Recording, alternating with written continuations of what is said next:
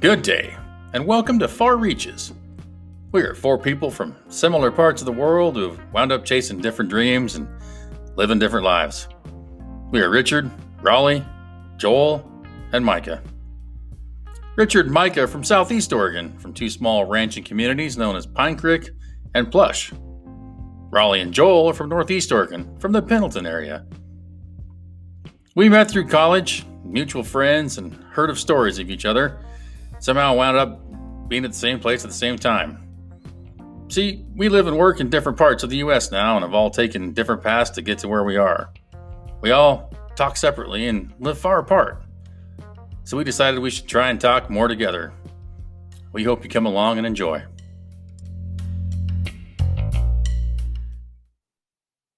Hey, how you mama and welcome to the Far Reaches podcast. We are zooming live on the Facebook as well.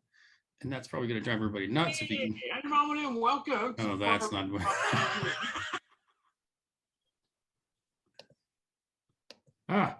The hell? Is that you coming through on yours? Yeah. Okay. I thought I was losing my freaking gourd. Awesome. Welcome. As you can tell, we are also live on the Facebook, and I think everybody can hear us, good or bad, for whatever that is worth. At the moment, you have your two favorite reachers, the Richard and the Micah, because the other two guys are doing their thing like chicken wings, but we hope they'll join us. I talked to them earlier, and they had plans to be here, but out west, where most people live, this kind of stuff happens all the time. So we'll just make the best of it, and we seem to have a really good time just having the Micah and the Richard good time, happy fun time hour as it is. We definitely don't have any lack of things to talk about, so nobody's complained about the podcast being short since it's just you and I that one last time. So anyways, this week and every week, our really super damn good friends at B&K Auto Salvage are the ones responsible for bringing this magic to the world. Now, hopefully you thank them for that and you don't hold it against them. But, they've got a huge selection of parts and they do a lot of scrap there in the beautiful Grand Ronde Valley in Baker and LeGrand. There's a new updated code now, kids. We gave you a little teaser last week. It was into effect. New promo code is Malarkey, which couldn't be better for anybody for Far Reaches. So remember, if you're having parts pulled or you're getting your scrap, you're going to get a discount on your parts. And you're actually going to get more money for your scrap. So you win either way. Think about if you bought and sold scrap, you'd be like,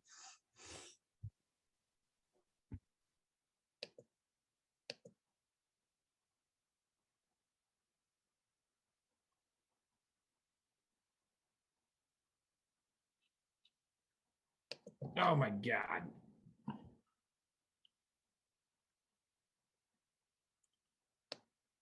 Huh. There we go.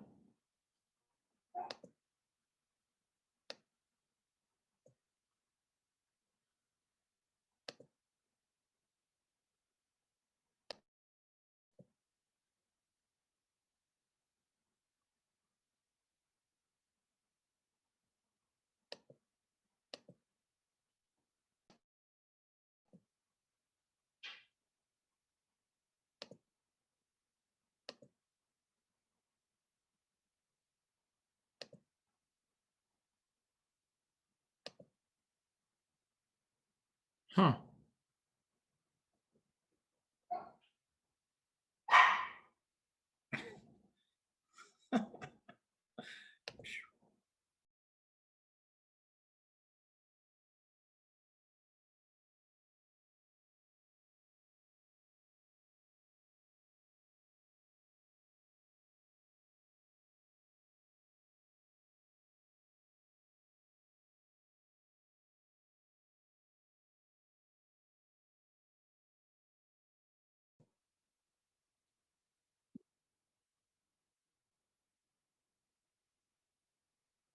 Nothing.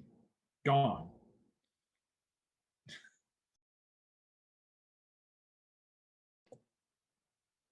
Maybe. No. Effing. Okay. Leave. Dang it. Huh.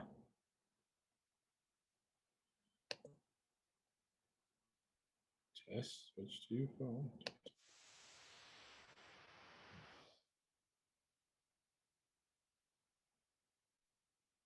Yes. Finish.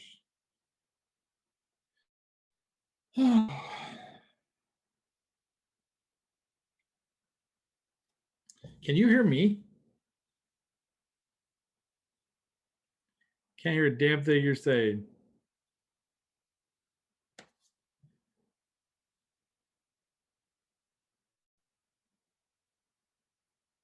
If you can hear me on There this. we go.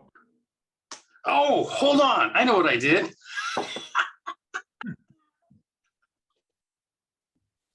Yeah, I coughed a minute ago and I accidentally put it on mute on my microphone. That's what I did. Oh. This whole time I've been yapping like nobody could hear me. It wasn't you. I've said this Fill the before. dead air. Yeah, exactly. I had to say this before. It's not you, it's me. So I looked at my mic like, wait a minute, when I switch my microphone, then you can hear me.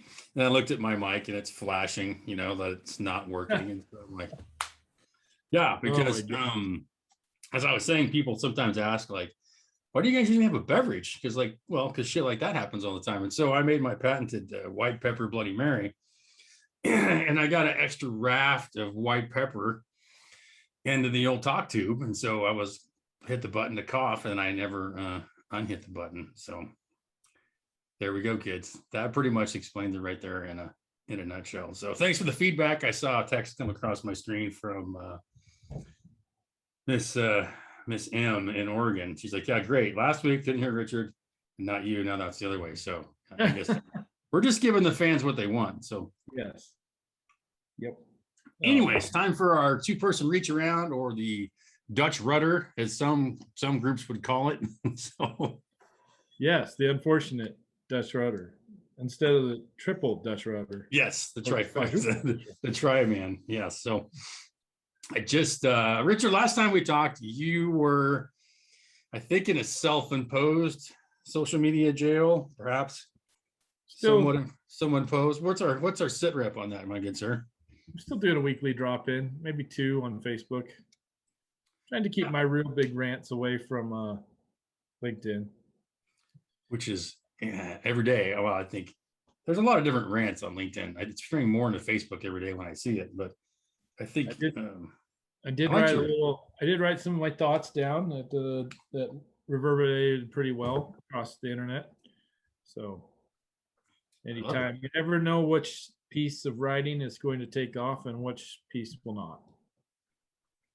If we did, it'd kind of take the fun out of it, and you never know what kind of mood people are in. So yeah. So I guess besides that, what's been going on? How's the week out there? Good. We got the cattle down off the desert. Then you're going back for the second round of them. So that was everybody's not mad at each other now. It's a long, stressful. It was a long, stressful trip for the cattle and for the hands and all those for involved. everybody involved. Yeah. So spent the end of last week being really mad at everybody, and then realized that the cows were all in the valley and everybody was healthy and safe. And so we just wiped the slate and started over again. So probably by this time next week, I'll be coming off of the buttes again. So I'll probably be mad again. But it's circle of life, right? Yep. And most of this, everything's been about work. So not much play lately. I missed the Desert Mountain grass-fed beef summer meeting, which was sad, but oh damn. Well, with the fire out the back door and all the uncertainty that was going on, it just and I'm usually pretty good at just leaving. Mm-hmm. But yeah, no, I didn't do it. I didn't work out this time, so which is fine. But I suppose if there was a time to hang around the home place, it would be this time. Yeah. And but the fires relented. We had a few dustings of rain, but it's gone now. And yeah, we're just sort of in a holding pattern. Counted all the hay. The hay, so we're done haying, and that was depressing. So,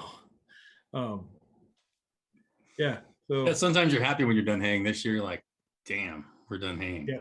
Yeah. Something else. I was on a call this morning talking about sending some cattle back to Kansas and Colorado.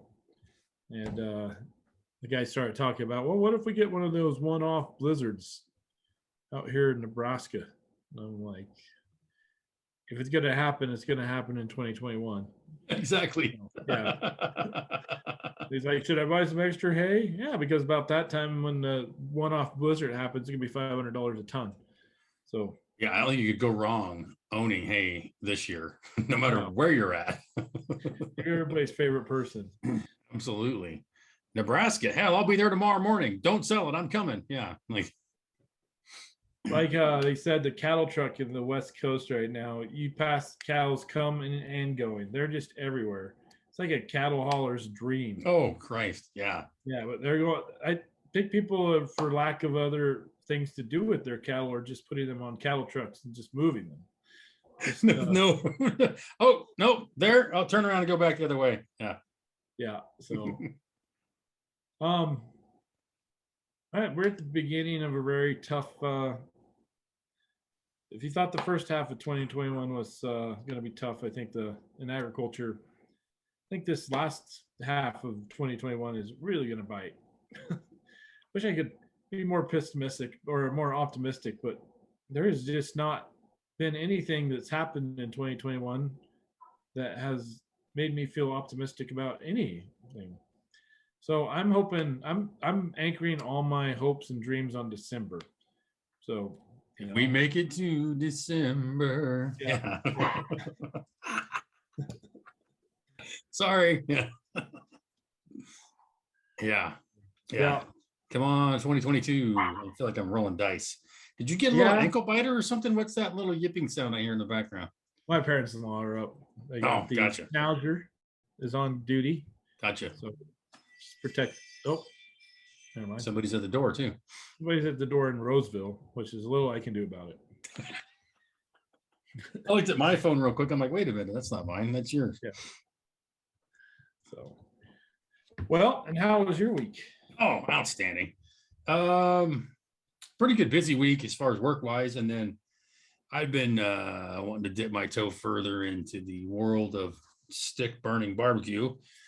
And so I've been scouring many Facebook groups and etc. And finally found one of kind of the smokers I wanted to get. Decent price, actually really good price. But the son of a bocce was clear up damn near to Atlanta from my house, which it's roughly right about 4.5, 5 hours one way. But with a nice $25 U-Haul trailer rental. The trailer's literally like, I think it was 4x7. Like you couldn't even hardly hold a sheet of plywood in it, but it's perfect for a barbecue. So yeah, I rented a U-Haul trailer, hooked up to the runner. We left Saturday morning about 4:45 in the morning and hauled ass north to, like 5 miles south of Atlanta. Basically, we're up by, there was a bunch of signs for Augusta. So yeah, just getting into that craptacular, traffic, which is one reason I left at the ass crack of dawn. And went to a fine neighborhood and picked up the smoker. Supposed to be there at 10, got there at 9:45. By 9:55, I was loaded, strapped down, and keeping my vehicle moving and pointed south. So good shape. Guy used it twice. I think he was trying to use it like a barbecue, like the center part, like the cook chamber, like when you put all the meat. And he had a bunch of coals and shit at the bottom of that. And it's got a firebox on the side and a big smoke chamber. So like he didn't put anything in the firebox, but he was cooking in anyways. I don't think that's really how that thing's designed to run. So he didn't like it, used it twice. Like there's still stickers on it and stuff. Like it didn't even like do anything. So even with all that and my fuel and the rental, it was still like about half price of what a normal one would have been. So I got it home and and then my buddy called on Sunday morning. He's like, hey, today be a fine day to cut some pecan wood. And I'm like, by God, it would. I just picked up a smoker yesterday. So it was one of those, I equated it to like that, Tom Sawyer when he's painting the fence. I don't know if you guys want to paint this fence if I let you. It's just pretty damn fun. So, I'm basically cleaning up my buddy's pecan orchard with all the down limbs and stuff. I'm happy because I'm getting free pecan wood and he's getting an orchard cleaned up. So yeah, everything clean. And then actually just got it all cleaned up tonight. After work, I scraped it all out, and I don't know what that guy was doing on that thing, but yeah, I had my rubber gloves on and a big old paint scraper cleaning her all up and lit a damn good fire, and it's still burning right now. So yeah, but you know, it looks like a nice shiny piece of cast iron now. I sprayed it all up oil and it's glistening, and so it's season. I'm happy, and yeah, and then I've had some great time with some old friends, just reconnecting and really enjoying that too. It's amazing how you just catch right back up almost instantly, like you never were gone. So that's been cool. So if you're listening, howdy and ching. So that's good. But yeah, so good there. And then a lot of cool stuff going on work strategy wise, and we're kind of painting some big picture stuff these coming weeks. So that's kind of cool for me. I like to be able to sit down and map that kind of stuff out and get everybody in the same room. And so, you know, it's wish lists and it's this and that and a lot of strategy. So, and this week's also the International Society for Animal Genomics online virtual meeting. So it's a lot of crazy scientific talks from all over, but some interesting stuff. How much more nerdy can you get than having I don't a think genomics symposium online? I think it's just maximized. Yeah, I think if you had like a virtual pocket protector maybe on your screen, I don't know what else can take it further than that. Maybe crochet a mouse warmer, but other than that, yeah, that's pretty much it. So I'll only come up with Unix. yeah, exactly. And thank you, Steve, for only talking in binary this session. How interesting that was. So yeah, it's been the first night virtual happy hour is going to be Stargate themed, and the second night will be Star Trek themed. Yeah. Yeah, and then Star Wars, and then there's going to be a battle. So anyways, yeah, fun stuff. It's good to have on, learn some new things, see how our technology is fitting with everybody else's. So it's pretty cool. Saturday morning, we're going to discuss the genetic variability and complications of the triple. Absolutely, yeah. And then, you know, the complexities of fat layering on the Korean duck. So it's all sorts of fun things. But anyways, that nerd alert. So that's what's been keeping me busy the past few days. So yeah, connecting with good friends and people you missed, and finding good bargains on Facebook. I mean, like, does it get much better than that? So yeah, and then of course it's the rainy season here, so there's that. But yeah, no hurricanes on the horizon. No, everything's just like, you know, you get like we're averaging about.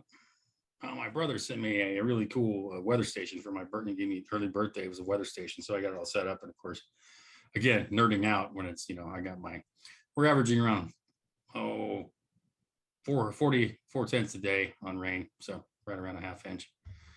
So yeah, it is what it is, my good sir. But anyways, so damn fine reach around, Richard. One of your better ones so far.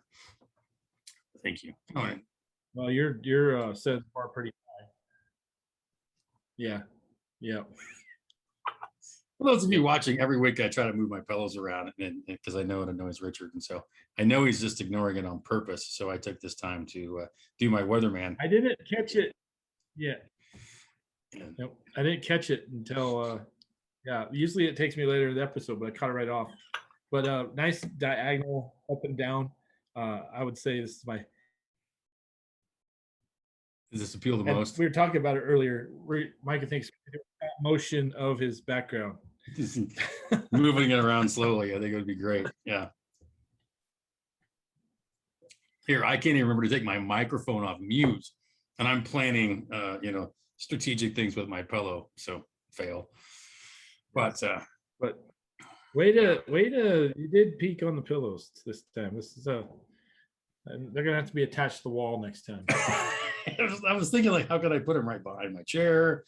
Should I change my camera so it's like up above? So yeah, it was some thought this afternoon later on. So yeah, thank you. I appreciate you noticing. It means a lot to me. So I think that's perfect segue into one of our most famous segments, and one that the Reachers have been able to get involved with the most too, is that's our entertainment spotlight. And this week was the 1960 classic The Magnificent Seven, which I had not seen in a while. I think I'd seen the new one probably more recently. I think it's in 2016 or something, or 2018. Also, the Seven Samurai was the other option that Richard threw out. That I know Party Mom had suggested the Magnificent Seven. She's a longtime listener, a never time caller, and she's like, "No, I'll have to watch the Seven Samurai now." And so I was watching the Magnificent Seven the other day, and like at the very beginning, it even says this movie is based on the Seven Samurai, and I was like, "Wow, what a tribute that is to openly say it right up front in the because in the opening credits, in the 40s, 50s, and 60s, like that was one of the most important parts of the entire movie. You didn't have the credits at the end; it was all at the beginning where you got to see the director of photography and the best boy and all that stuff. And I'm like, "Yep." So You know what? The first movie to not have an opening scene and actually start the movie and have the opening credits. I used to know this. This is a great trivia question, and I can't remember it. Star Wars. Oh, Falcon. Really? Yep. Huge lawsuit about it. Oh, I bet so. Yeah. Because it started with it started with a long time ago in a galaxy far, far away, right? Is that what it started with? I'm watching one in the whole space. Yeah. I don't think the credits start until 3CPO and R2D2 are on the Dune on Tatooine. No kidding. Damn it, Janet. There's a lively group on the chat, and Party Mom is here, so we better crack into Magnificent Seven. Party Mom here? She's on the live. Oh, awesome. That's golden. That makes me smile. And Joel just dropped in, said he's on his way. Oh, cool. I'm not seeing those announcements, so way to go, sir. Way to go. Yeah. I'm looking. Probably one of my 19 screens I could find it, but it doesn't matter anyways. So yeah, Joel, when you get here, yeah, Richard, you're the official co-host of that whole section anyway. So yeah. So Magnificent Seven. Damn good movie. Sure anybody not in the chat room that hasn't been vaccinated needs to get out. You're out. We're not even going to go on the honor system. Please fax your card in to Far Reaches podcast, and we'll validate and then let you know as soon as you can come back in. So it's all about the science and the safety here, folks, just in case. So I could not go to the BLM today. I couldn't go to the BLM today. Because I had to conduct my business outside. Just stand in the parking lot and yell at them? I was wishy-washy. I was wishy-washy on my vaccine answer. The appropriate answer when they ask you if you've been vaccinated is not sure. Easy, not sure. You have indicated your name is not sure. Yeah. No, I just say not sure. I just said, they asked me if I'd been vaccinated. I shrugged my shoulders and I said, sure. Oh, yeah. And totally. She goes, that seems wishy. You're going to have to stand out here.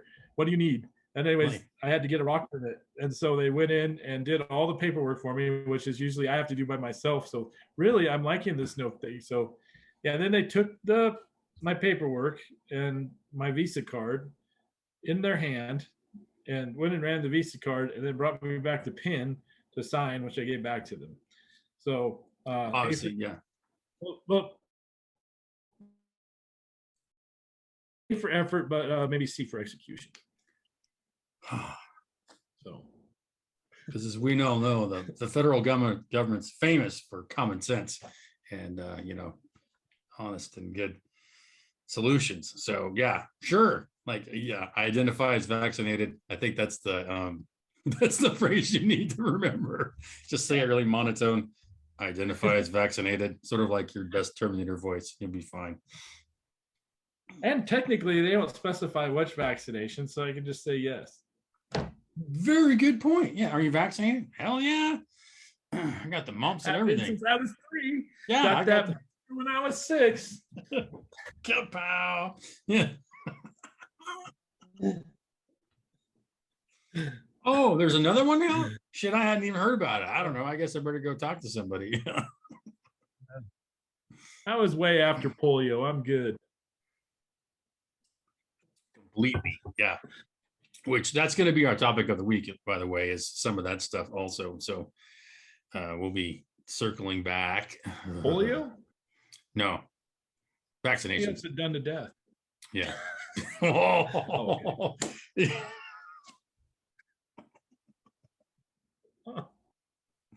You have crippled me with laughter. Oh, I'm sorry. Good night.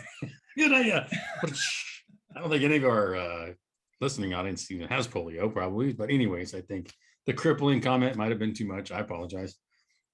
No, I don't. It's still funny. So yeah. Anyways, in the same spotlight. Thank you, Party Mom, for bringing this up. And great movie. I thoroughly enjoyed it. I hadn't seen it forever, and I forgot. Like Chuck Bronson was like beyond Jack, dude. Oh, like yeah. that guy was like shredded wheat. But great. Just the opening scene with the they had the hearse and the guy's not going to get buried, and Yul Brynner and Steve McQueen are like, we got this, like just doing the right thing, which I thought was really cool. And everybody just watching. So it really struck a chord with me in that regard of like, just kind of two dudes wandering up being like, wait a minute, that doesn't seem right. I'm not going to let that stop me. Whatever, and just did it. And it worked out well. And everybody, they sort of just backed down and kind of had a huff on their pants. So, but to circle, and I can't say circle back anymore because that one person ruined it for me, but to revisit Seven Samurai, I've never seen that yet, Richard. So give me some of the parallels and why you think that was inspired and why they actually openly like admitted that's where that came from. It's very much similar because of their similar guy signs on to protect the village and gathers. It's been a while since I've seen it, but I think he gathers a bunch of Ronin together because Ronin are actually disgraced samurai, and so yeah. Anyway, so it's that kind of same type of gunfighter sort of attitude, and really a lot of parallels minus the horses. I even think there's some horses and a really amazing standoff sword fight that probably you could probably see parallels between it and the last when Una Thurman goes and Kill Bill. Yeah, and Kill Bill. Yeah. So that's right. Yeah. And it's black and white, and it's been forever since I saw it, but yeah, it was pretty amazing. And then I thought of another great movie that is similar to Magnificent Seven that has Mark Wahlberg in it. Anyways, there's a lot of them that trade on the.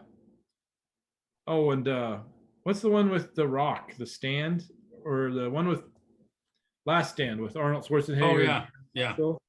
That's a lot similar. So gotcha. Yeah, I think it's especially Tarantino. I think he was really deeply seated in some of those heavily influential Japanese directors. I think is really where a lot of his early days came from.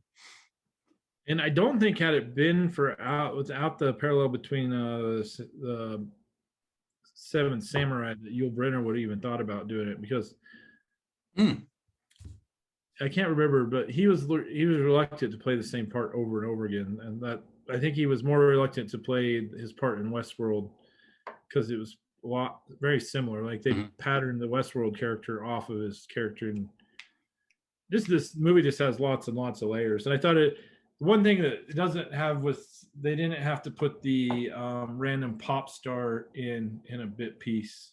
Yeah. So what seemed to be going on, because you had the Valley El Dorado had Rick Nelson, I think. Yeah. And there was another John Wayne movie that had another pop star in it at the time. Oh, I get those all mixed up in my head because one of them was James Caan too. He was Mississippi or something like that, but he wasn't really a pop star. But yeah, there was El Dorado. Yeah.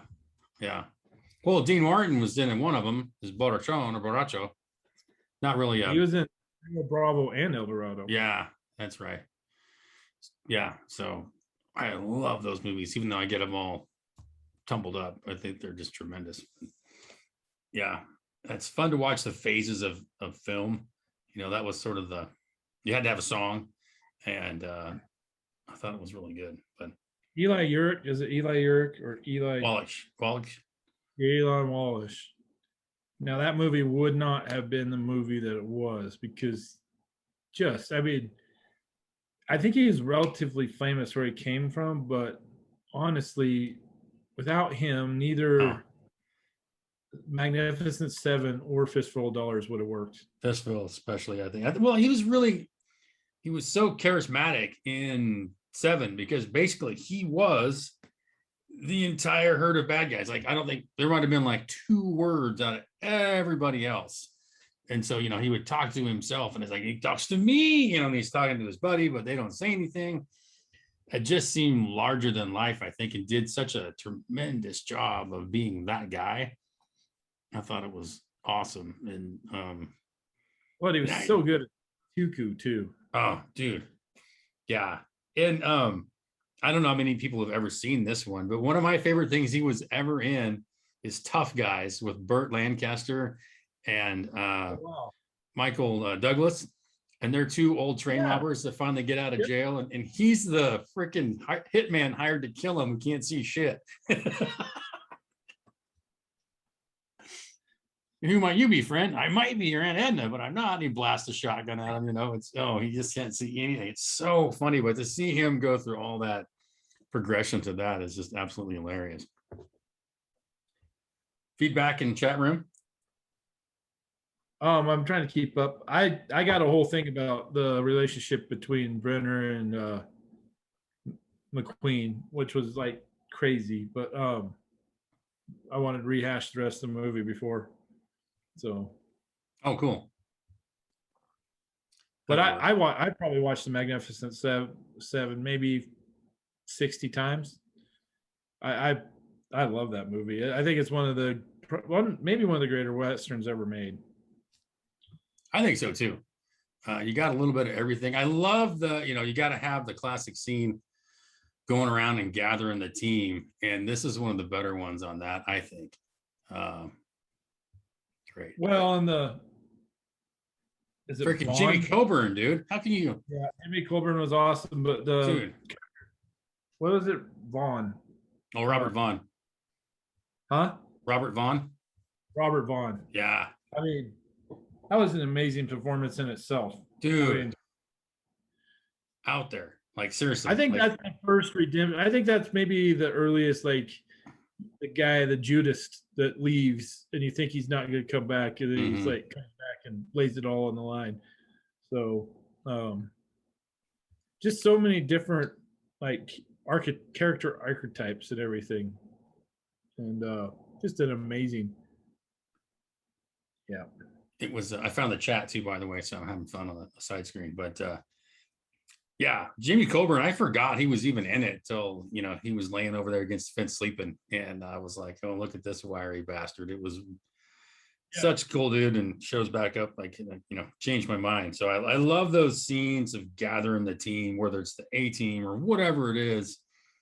We got to get it's almost like the Blues Brothers. We got to get the band back together, and so they're going around and picking everybody back up, and when Chuck Bronson's out chopping wood and he's talking about he did this job for 600 and that job for 800 and this and that.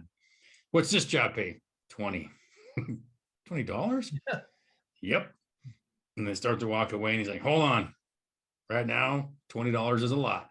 So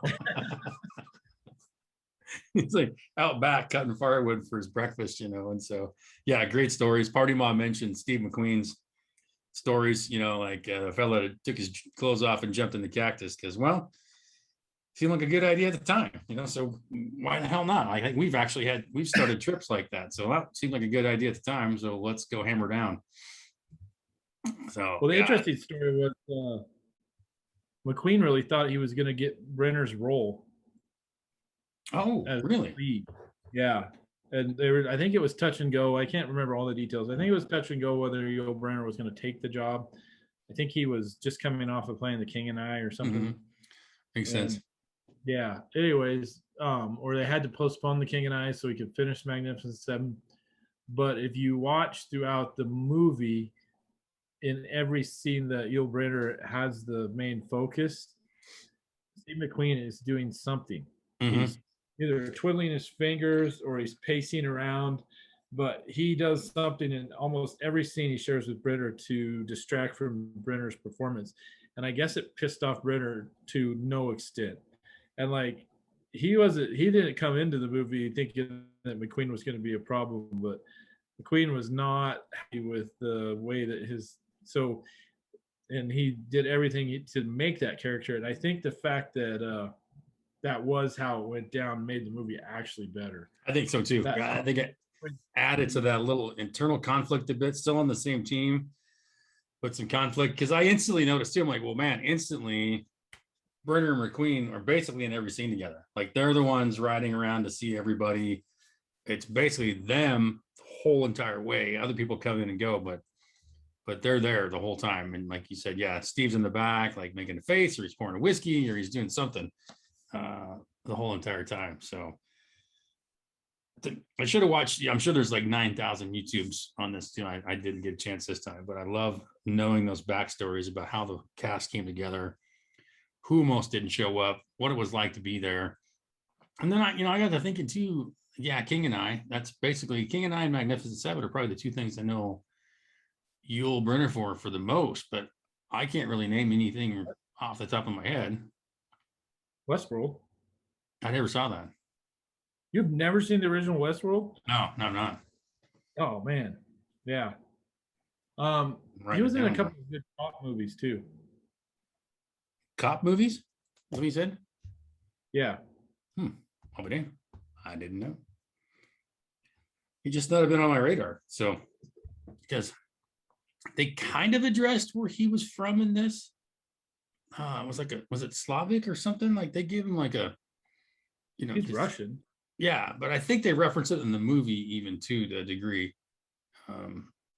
It kind of struck my ear. I don't remember exactly where it was, but yeah, I was like, oh yeah, that makes sense.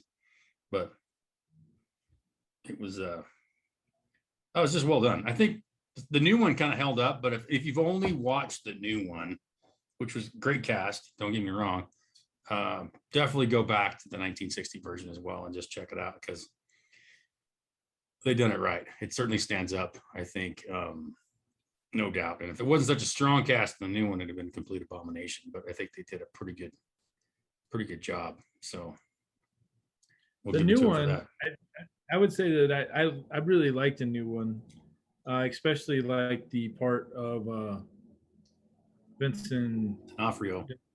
Yeah, D'Onofrio. Yeah. So did I. But I thought Chris Pratt and Denzel Washington did a really excellent job. And had it been a standalone movie, yeah, it would have been a different story. But there was no conflict between Denzel Washington and Pratt. They just they played well off each other. They seemed like they were working together, part of a team. So I think that not having that little strife in between the actors changed the type of movie it was. And then if you don't have Eli, you don't really have a villain.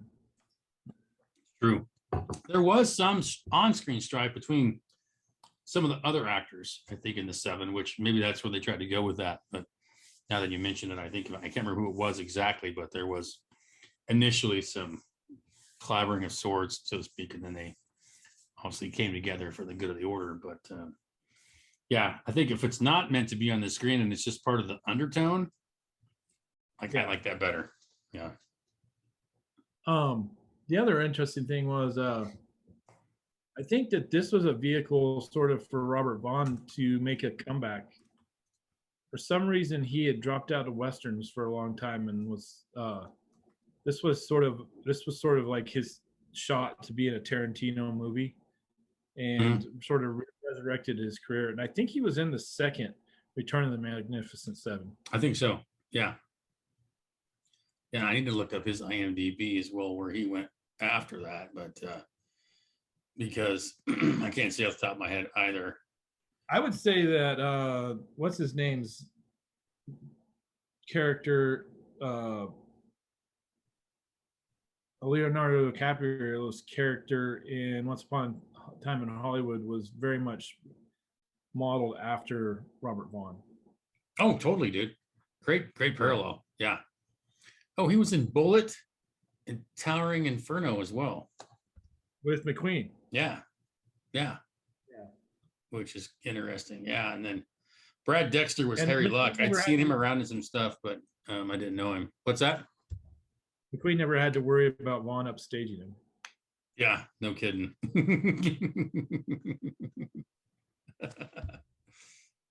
Yeah, Chris Larrabee Adams. That was his full name for Yule. Yeah, but Westworld, the Ten Commandments. Oh, I forgot that. So that's cool. Anyways, yeah. We got to straighten up and fly right our sponsors on. Uh-oh.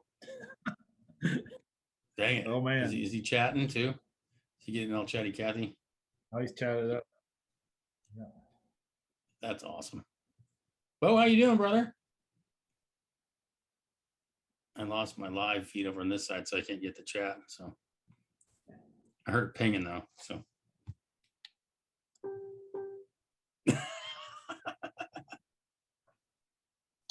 that's when I keep getting this dong, dong, dong. I don't know if that's that. No, it's not Joel trying to get in the room. I don't think. No. Knock, knock, knock. Yeah, it should be that. That would be funny. I'm trying to get my chat back up. Where did that go? I got too many damn screens. That's my problem. I don't know. I know, first world problems. So Well, you can almost say that, like, if you're going to really, I just think it's amazing the parallels you can draw between other movies and the Magnificent Seven, like Ocean's 11. Oh, Just- totally, dude. Yeah, like again, they're getting the team together. They're all coming together for this crazy cause that that's one of Elliot Gould's like, you're forgetting you're still in the middle of the desert. Like, like you're right. We were way out of our skis, blah, blah, blah. And then like, wait a minute, what's the jobs? So classic setup. There's going to be the resistance. People have to figure out how to, And Garcia was such a perfect bad guy. Dude, he just had that. It was kind of just steely, I thought. Yeah. I thought it was. That's probably one of my favorite modern movies, especially an interpretation of an older one, would be Ocean's 11. 12, no. 13, 11, harumph. Yeah. I say. You don't understand. I really don't like dogs. Oh, and what was the Kelly's Heroes? You mentioned that last time too, that was sort of one of the ones that was heavily built on that also. Which Clint Eastwood and Telly Telly Savalas. Savalas Yeah. and Sutherland. Oh yeah, Donald. Yeah. That was Good old Don. Yeah. And Dirty Dozen as well. That's probably one of my top 10 favorite movies ever. That was one of those ones I had recorded off TV when it was edited. It was just on tape, like still really good, and watched it forever. But we really, I saw Bo's comment. Oh, fabulous! Richard's using his words tonight. Congratulations, Richard. Yeah. I mean, you were before. We didn't know. Yeah. So. And really, like Silverado. Yes. Totally. It's just Yeah. 7 repackaged. Totally great point. Yeah. And well done too, I might add. Yeah. They did a great job on Silverado. Some tremendous casting. If I've watched Magnificent Seven 60 times, I've watched Silverado like 140. Yeah, easily. It was the only video we had in plush. Well, I take that back. I had Silverado and one other one. What, Man from Snowy River? Oh, Butch Cassidy and the Sundance Kid. Oh, yeah. So I've watched those hundreds of times. So Silverado. Today, my jurisdiction ends here.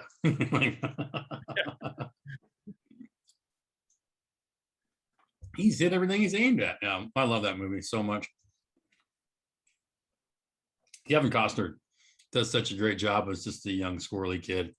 It's that laugh. And oh yeah. Damn. Yeah. We'll have to do that at some point too. Older guy. Scott Glenn. Scott Glenn. Man, he kills it too. Oh, dude. Yeah. And You got Brian Dennehy, and I mean the cast of that is just insane. Jeff Goldblum, and so. Oh, I forgot about Goldblum. So while we're talking Flick. about movies, my favorite favorite Netflix series is on the movies that made us. And this year they're Oh, doing. I saw that. I didn't watch it, but I saw it.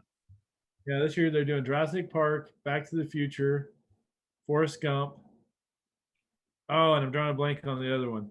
But I watched the Forrest Gump one because it's the one I liked the least. And then the Jurassic Park one was awesome. So. Oh, cool. I need to check that out because I really like that stuff just because it's sort of like this, gives you the background and all the things you might have missed before and didn't know, or just kind of how it came to be, which is always my favorite part of just how it ended up being what it is. Like same thing with songs. I love the behind the music stuff of all the turmoil and like what almost didn't happen, etc. So took a decade to get Forrest Gump to the theater, to the screen. No kidding. Yeah. Wow. And then this absolutely destroyed when it got there. Like, I mean, there hadn't been anything like that ever, I don't think, as far as just Jurassic impact. Park. Jurassic Park was. Yeah, but was that after Forrest though, wasn't it? It was right about the same time because I remember they both came out pretty close to my senior year in high school. Mm-hmm. Yeah, I think Forrest Gump was the second VHS tape I ever bought. Oh, yeah. You still had it when we lived in the White House. Mm-hmm. Yeah. Full Metal Jacket was the first one, and Forrest Gump was the second.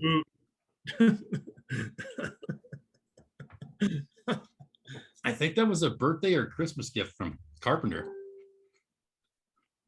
Was oh, Das Boot. Oh, yeah. Mm-hmm. Yeah, it was, wasn't it? Yeah.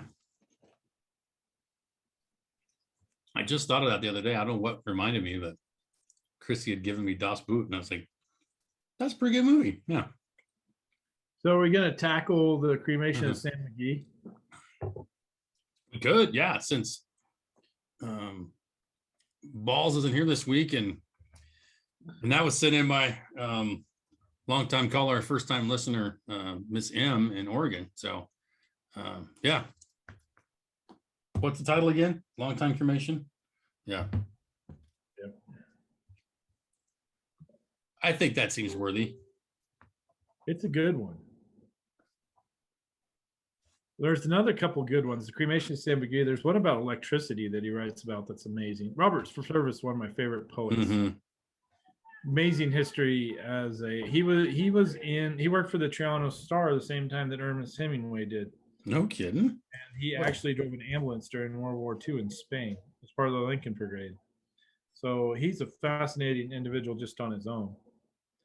So, yeah. I mean, and yeah, he lived that whole Yukon thing. It's not. The kid just came home. I heard that. That's hilarious. Much like we used to walk through that door and announce our presence with authority as well. So I think it's sort of genetic. Yeah. I'm going to relocate upstairs. I was hoping Joel would get here before I did that.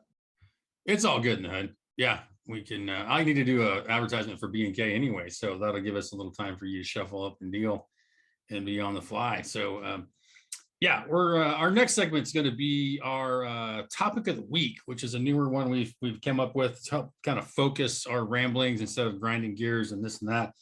You could probably call it what grinds my gears, but it's really more about just a specific topic that I actually try to think of earlier in the week or after we do the last episode. I try to text it to the gang, say, hey kids, here's the upcoming topic of the week for next week. Sometimes things happen. I actually sent like 2 this week, but things kept coming up, and there's even another one today that blew up, and I was like, maybe that'll be topic of the week next week. And so topic of the week is going to be brought to you by our really good friends again at B&K Auto Salvage. There's going to be either they're still in effect or they'll be coming back perhaps with these social distancing rules, but that's one of the great things about B&K.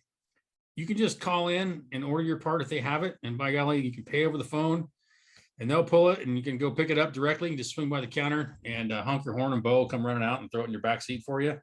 Or I know there's a lot of the reacher audience who is definitely the pull your own type also. So if that is more appealing, if you want to go there and wander around the junkyard and pull your own, get your own parts, whatever makes you happy, they'll accommodate that as well. And so either way, you're good to go. It's just some good old fashioned American junkyard fun. And so again, promo code Malarkey, that's going to get you some discounts on those pulled parts. And if you happen to bring a load of scrap in when you come to pull your parts, or you set up the deal to come pick it up, get a bin at your place, whatever, it's super handy.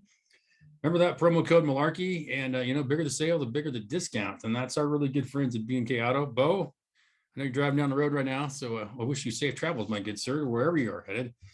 But our topic of the week, back and forth a couple times, and I'm sure this is going to spread in some other things, but it just came out a couple days ago about the quote unquote like mandatory, non-mandatory COVID testing for NFL coaches and players. And so, coaches like considered tier one, basically was mandatory. Players could go through some additional protocol, daily anal swabs and 9 masks and et cetera, to get out of that. But there was within a short period of time, 2 assistant coaches resigned over that. Several football players tweeted things, and then some retracted them. Some are still in that process of what are we going to do about this, because it was, some people are imposing fines, but basically it came down from NFL. Like, if we have to reschedule, then it can be considered a forfeit if it's because of somebody who wasn't vaccinated, which, if I'm not mistaken, last NFL season, nobody was vaccinated, because guess what? We didn't even have this miracle upon miracles at the time, and still managed to get the entire NFL season in. And it's all about the money and the TV, but it's more importantly, it's about the freedom of the people that are there. And then just today, I believe, or maybe yesterday, it was also announced that federal workers, started with the VA, and I think I heard this afternoon, it's just federal workers are going to have to be subjected to mandatory vaccination, whether you've had the antibodies or anything else. Again, this miracle amongst miracles is now being imposed on you. So that's what I picked as topic of the week. And so Richard's up in his green room now, aptly named. You should really mess with your background, to see how effective that is, because that's quite the green color. Richard, you had a great post on Facebook this afternoon that I thought was wonderful about this same sort of thing. And we already referenced it even in our brief time we've already had together. But, what kind of sense does this remotely make, man? I think that somebody should tell Tom Brady, because he didn't get the memo about the mask at the Super Bowl. Nope. So I wonder if anybody's broke it to him that because I think if Tom Brady decides he doesn't want to get vaccinated, then or wear a mask, what is the NFL going to do? Well, his team is one of the first ones to come out and say it's a $14,000 fine for each incident, which, okay, yeah, here's $1.40 basically, if you're translating from Tom Brady money to mine, maybe even probably more closely like 14 cents. So yeah, I'll write you a check at the end of the month. Keep the change, you filthy animal. So yeah, I'm sure he'll play along. So no, I was actually really surprised. I saw some brief articles about it today that there was actually some individuals that staked their career on being told not to get a vaccine, and I thought that was that's unique in this day and age. Instantly, 2 assistant coaches were like, deuces. Like, one guy had been the Vikings for over 20 years. Like, it's not like he just got there. He's certainly a key part of what they do. And he was like, not happening, man. Like, sorry. So I found it interesting, because especially for the coaches in they call it tier 1 staff, there's really no choice. Like, you can't do your job. The players can get around it a bit with their masks and this and that and the other, but coaches, you're hammered out, man. So I just don't know what to say on that. I don't remember a time. I don't remember a time in history when this type of thing worked, and I don't remember a time in my lifetime, I guess. Well, what is it? The one that you have to go to school. There's like measles, mumps, rubella, or something like that. Is that what it was? I think. Sounds but right. yeah. That being said, yeah, I'm struggling with it because all of a sudden, people that are vaccinated are having breakthrough cases. Mm-hmm. I have heard, and I do believe that if you got vaccinated, that your symptoms when you get reinfected will not be as bad, which is, I guess, a positive. But I also wonder the people that build up natural antibodies to it if they're susceptible to these other variants. I think if you built every year and you get the flu every year, it just you just recover from it faster. And sometimes some year about every 5 or 6 years, you're gonna get a flu that really kicks your ass. And other years it's gonna be heavy down 24 hours. But you are gonna get the flu.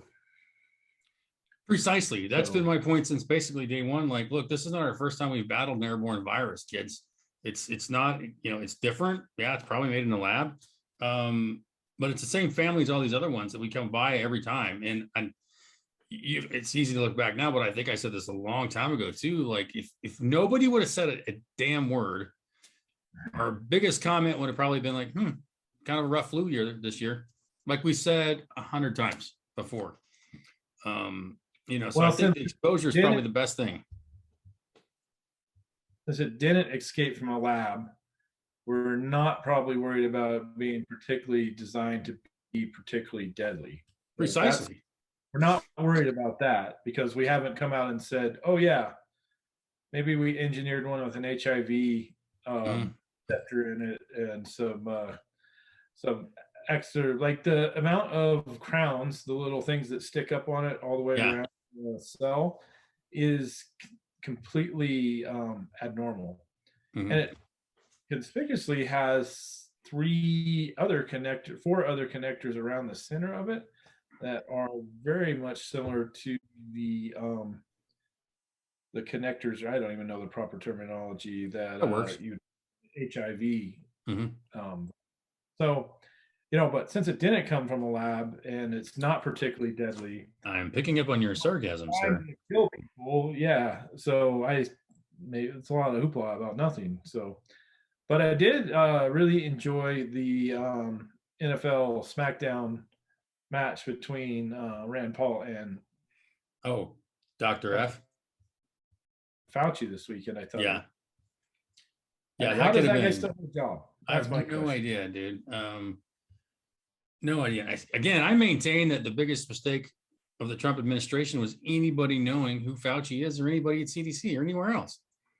Like that, all that data and information should have been coming into the White House hub, and they should have been putting out the recommendations and the guidance based on that. Never somebody else running just amok, if you will, and unless he's trying to give him enough rope to hang himself. But I was still of the opinion like that's never a good idea. Like all those things have to come together and be made a decision upon as a collective. That's your job, I think, as the administration and the presidency, to take all that information and make the best decision, not let some side herd run out in front and basically run that show. And I think that was a huge mistake, unless there's going to be some way to hang it around his neck, but I doubt it. So I just disagree with that we should have never known who that guy is. That's not his job. Well, we got a slimy New York weasel, and we got a cognitively challenged figurehead touting the virus. Now, that really to me does not instill a sense of security and health. So when those are your two biggest messengers about having the virus, and there's a lot of people that are saying like, nope, leave me out of this. I don't want to have anything to do with it. Do what you're gonna do, but leave me alone. And yeah, like when you have congressmen and senators that won't even take the vaccine, how can you require the people that work under you to take a vaccine when you yourself won't even? How can you require anyone to take any vaccine at any time? I'm sorry. Like, but again, It's even more scummy when you Yeah. sign off on. Yeah, totally. Oh, it's always, dude, that is the way of the modern Congress and politician is, it's good for me, but not for thee. Like, I'm going to defund the police, but I'm going to have triple the, personal security. Don't you worry about that. They're a little peasant. Like, it's completely reversed roles about who works for who. That ship sailed a long time ago. It's absolute chaos and disarray, if you really want to know the truth on all things in equal Congress at this moment. The biggest being this, and probably the insurrection hearings, but that's a whole different ball of wax for next week probably. But Oh man. I just sorry, I didn't mean to light that fire, but it's How can you I see these guys, they trot out. I have no clue who they are. They say everything perfect to the narrative. Then you're like, what in the hell? I mean, just the amount of restriction and filtering on just who's on the committee. Like, what are you worried about who's on the committee? Like, seriously, like, there's like nobody worth a shit on the committee at all. And like, Jim Jordan should be on the committee. I'm sorry, the guy's sharp. He points things out. Rand Paul, whoever, but like, Pelosi wouldn't let Jim Jordan be on the committee because supposedly it's something he said at one time or did. But like, well, then let him look like a fool in front of the entire world if he's going to be biased or doing something idiotic on this committee. But like, hey, this committee, what about the committee all summer long when they burned the shit out of the entire country and burn down churches and statues and people and everything else? Like, where's the committee on that? If you want to talk about an insurrection where, like, anybody forgot Seattle was taken over downtown for several weeks of complete moron activity. But there's nothing on that. Like, it's just absolutely absurd of what they call an insurrection and everything else. And I'm like, it's just laughable. Anybody looking at our country from the outside has to just be pissing their pants laughing. I mean, completely. well, that's funny. The piece I wrote that was so well received, largest viewership was in Germany. Oh, outstanding. Yeah, I'm sure. No, but I mean, that just goes to show that there is a lot of interest, whether it be the pandemic or the fires, about jackass way we're stumbling through or this everything that's going on in the United States. And there's a distinct possibility that it was heavily filtered and blocked here anyways. So probably the only place it got ultimate visibility might have been Germany. Yeah, and I had a really cool response from a guy in South Africa. They'd just gone through the riots, and he was going some parallels between the fires and the riots and the apathy of people. And I think maybe the one thing that I think a lot of the countries are really hoping that we snap out of it, because I think that I think in the freedom arena, there's a clear lack of leadership currently. And I think that look at Cuba. A lot of other countries hitch their wagon to us. And, have for a long time. Yeah, we got one sick draft horse. Talk about a foot in the grave and the other on a banana peel, for God's sake. But this thing a couple weeks ago with Cuba, and if you watch the news, they're spinning it, and I say news with the heaviest quotation marks my fingers can absolutely derive. They're protesting not enough vaccine. Like, are you out of your gourd? Like, do you see one sign about vaccine anywhere in the crowd? They're wanting freedom, you morons. Like, and all these people that tout it here are like, hey, you know what? Why don't you strap a bunch of bleach jugs together and paddle your ass back over there if you like it so much? You think it's the golden child of all the existence, but ain't one person yet building a raft out of anything and heading back. Like, there's a reason people die to get here, because of the freedom, and it's just bleeding away before our eyes. I don't think you could dynamite a Cuban out of Miami right now.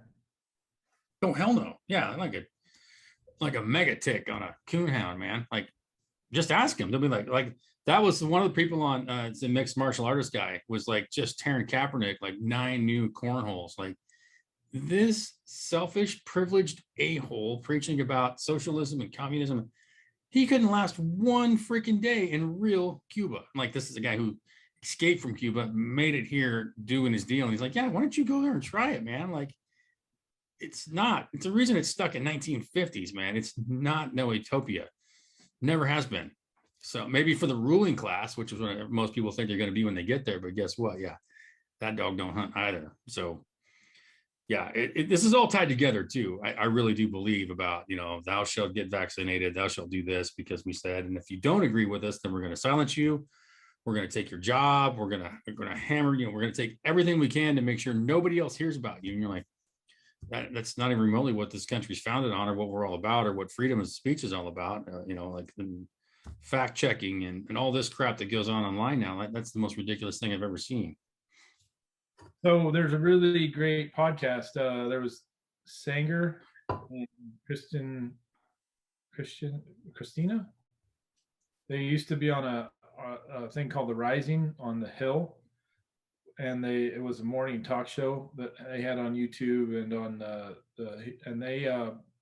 they sort of got sick of what they were being asked to say by different corporate sponsors, so they start their own podcast, and it's called Breaking Point.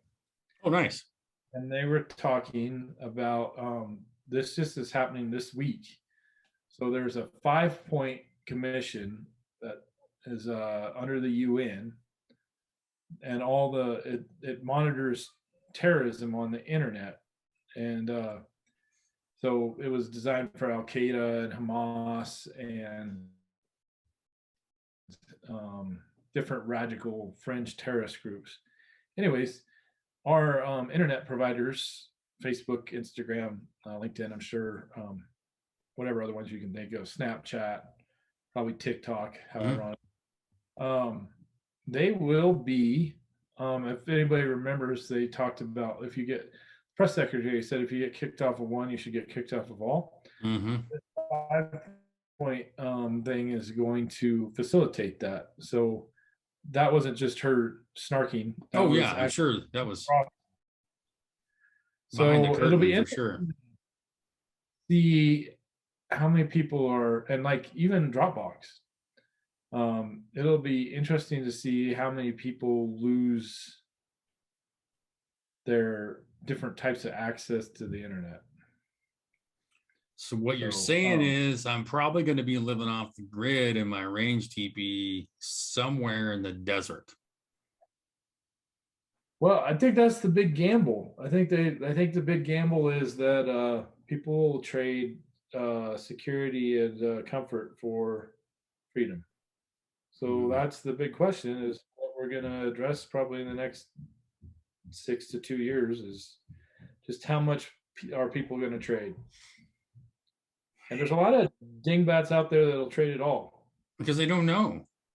Like, I read a thing today too. When we went from civics class to social studies in school, was step one of the education of people about our republic. And now it's way worse than ever. But if you don't even know what the Constitution is, or what your rights are, or what this world has been through and we've battled to keep where we're at, and you're just pumping your poor little pumpkin full of crap that your, beads and Birkenstocks wearing teachers pour in your little mush. Yeah, of course you're probably thinking that when you first get out of school, because you know your asshole from an elbow. Speaking of assholes and elbows, I think our good friend Mr. Bixby is just going to come in and tip up our apple cart. So he probably got jealous of not being on Facebook Live. Yeah. So, I said that Raleigh Bixby is a good day, sir, to you. Yes. Raleigh's connecting to audio. For those of you playing along at home, we've got the third reacher coming in. Looks like he just crawled out of his gears are already grinding. Maybe he went to the BLM office today too. Could be. I think I'll be setting up my range TP in Raleigh's backyard probably. So we're what are you a-holes talking about? Oh, kids. Well, we're sort of on we're to the point of the show called the topic of the week, and it was about the NFL players and coaches mandatory, non-mandatory vaccine status, and then I think just today it went to federal employees. And Richard had mentioned that his answer to "Are you vaccinated?" was not quite affirmative enough, so he has to stand in the parking lot today at the BLM. And so we're just talking about where that's going to progress to as far as other platforms, and if you get kicked out of Facebook for being a patriot now is one of the key words to mean extremist or terrorist, apparently. So patriot, patriot, patriot. Just so you know, when I said, well, if all that's true, you get one off one platform, you get kicked off another, like Dropbox and Google and whatever else, then I'm probably going to be living in my range teepee in a backyard somewhere pretty quick in the desert. So just clear me a spot, honey, because I'm headed that way. I got a great place. I figured I could count on you to send me somewhere way far away from where you currently live, but it would still be golden. Yeah. So that's kind of where we're at. We've talked about the movies already and our reach around thus far, but we're just discussing that current situation of vaccination and rights and hypocrisy and et cetera, et cetera. So yeah, because I just heard today too, there's some mask mandates coming back out, which I mean, why wouldn't you? So yeah. Any bets on whether they have the Pendleton Roundup? Oh man, yeah, I hadn't even thought about that yet. Thanks for making me happy. Yeah, It's coming. I honestly think she's gonna go back to the face mask thing. Oh, absolutely. that's a big fat negative, Go Raider. Yeah, And I bet you they close all public gatherings again, and there'll be all kinds of stuff they're not going to do now. Well, I don't think they can.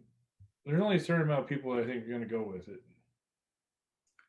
you'd be surprised. And that's the thing is, I mean, everybody followed the leader last time around, and I don't know what the percentage is, but a lot of them call bullshit. Well, this time around, they're gonna have a fight on their hands. Yeah, I agree. And I don't think, like, obviously we've seen what happens when it's just one person at a time. There has to be coalitions, there has to be groups, there has to be mass activity and opposition thereof. It has to be the louder voice. There's no way around it.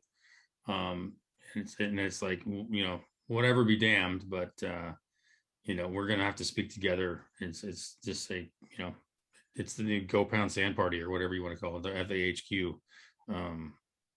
Because it's beyond ridiculous. It's like there's absolutely no scientific backing whatsoever, or anything else. And even if there is, it's still, since day one, this is a choice. Delta variant.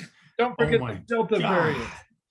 Yeah, whatever. What is that? Like, yeah, I don't even know. Like, and there's people that are freaked out about that, dude. Like, I've talked to some what I considered intelligent people, like scientifically, like not like biology, but like other ways. They're like, dude, with this Delta thing going around, I don't know if we can even travel or not. And I'm like, I got tickets on Delta yesterday. Like, what are you talking about? Like, no, the Delta variant. And I'm like, I don't even care, dude. Doesn't even cross my mind. And then like the top of their head like melted and blew away. I was like, what are you worried about, man? Like, seriously? Yeah, I don't get it at all. So again, yeah, I'll dig the range TP out tonight and I'll head to compound zero, basically, I guess. Yeah, I don't know. Hurts my mind. But I think it's going to take people coming together and just being like, oh, just shut up. Like, seriously, if you want to wear a mask and hide in the corner, just get out of my way. But like, you can't mandate the rest of the world follows your little, you know, spineless activity, I guess. I just still can't picture how they feel they're going to enforce it when everybody's had enough. Because our county sheriff has basically said he's not going to do it. Well, they're drunk with power from the first round, dude. Like, that's what I'm trying to say is there's no power. You're not going to get the military to go out and the United States Army is not going to go and enforce anything on the public that the public doesn't want to have enforced. Well, no, because we far outnumber them for one. It's not in their mission. It's not. I think we're probably much more skilled in many regards. Some of them are us. That's what they're trying to purge in the military right now is this quote unquote, you know, patriot factor. I mean, that's white supremacy out of the military. So, yeah, well, I guess with nothing else, within 2 months, they're going to run out of things to be racist. So maybe there's that hope. I don't know. I think really, it's really like those pillows are now racist. I suppose that's the latest thing. So I saw today that they took the guns away from everybody that was at the January 6th thing, like carpet across the board. I don't think they successfully taken them, but they said they passed they had a list of, I don't know, 20 or 30 people that they said could no longer carry guns. Haven't been to trial, Yeah. haven't been they were just there. They haven't been accused of anything. They just took their gun rights away. Yeah, So that's when but I don't think ultimately they can do, no, but but they that's when should shit gets you're gonna give it a western. Like whirl. even those words uttered out loud are beyond insanity. I mean, Yeah. absolute beyond insanity. I still think there's probably more federal agents on January 6th than there probably were radical insurgents. I guarantee you, dude. You hear all this stuff about Governor Whitmer in Michigan. There was actually more FBI people involved in that thing than everybody else. Like they were the ones actually pushing and planning the entire supposed kidnapping of the governor. So what's the legitimacy? I still don't buy anything legitimate about this January 6th thing, Yeah. man. Like, oh yeah, you need some handcuffs and a van? We'll get it for you. Yeah. I got some great government surplus surveillance equipment, like, yeah, you want some zip ties and you're like, wait a minute. Yeah, it's like, that's one thing. But again, man, like if you think January 6th was a quote unquote insurrection or whatever they call it, like then you don't know your asshole from a hole in the ground for one. Because yeah, they're worried about arms. There was like nobody had a gun there, I think, except the freaking guard that shot somebody. Two, I still maintain if you really want to take the country over and make it better, you're locking all those congressional assholes in that place and never letting them out again. That's how you take over the country. Like that's the best place they could just all stay in that freaking building and never come out. That's the safest thing we can do. So again, I still wonder where the commission is for all the whatever you want to frame it under this whole entire summer, the summer of lunacy. Where's the commission on that? Like, where's the people getting arrested for that? Where's the people who can't have guns anymore for that? Like, it's beyond ridiculous. It just makes my guts hurt, really. It's, and believe me, you've seen me. That's a lot of hurt.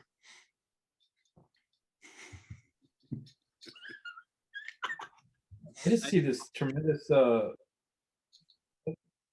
McCarthyism. Oh yeah.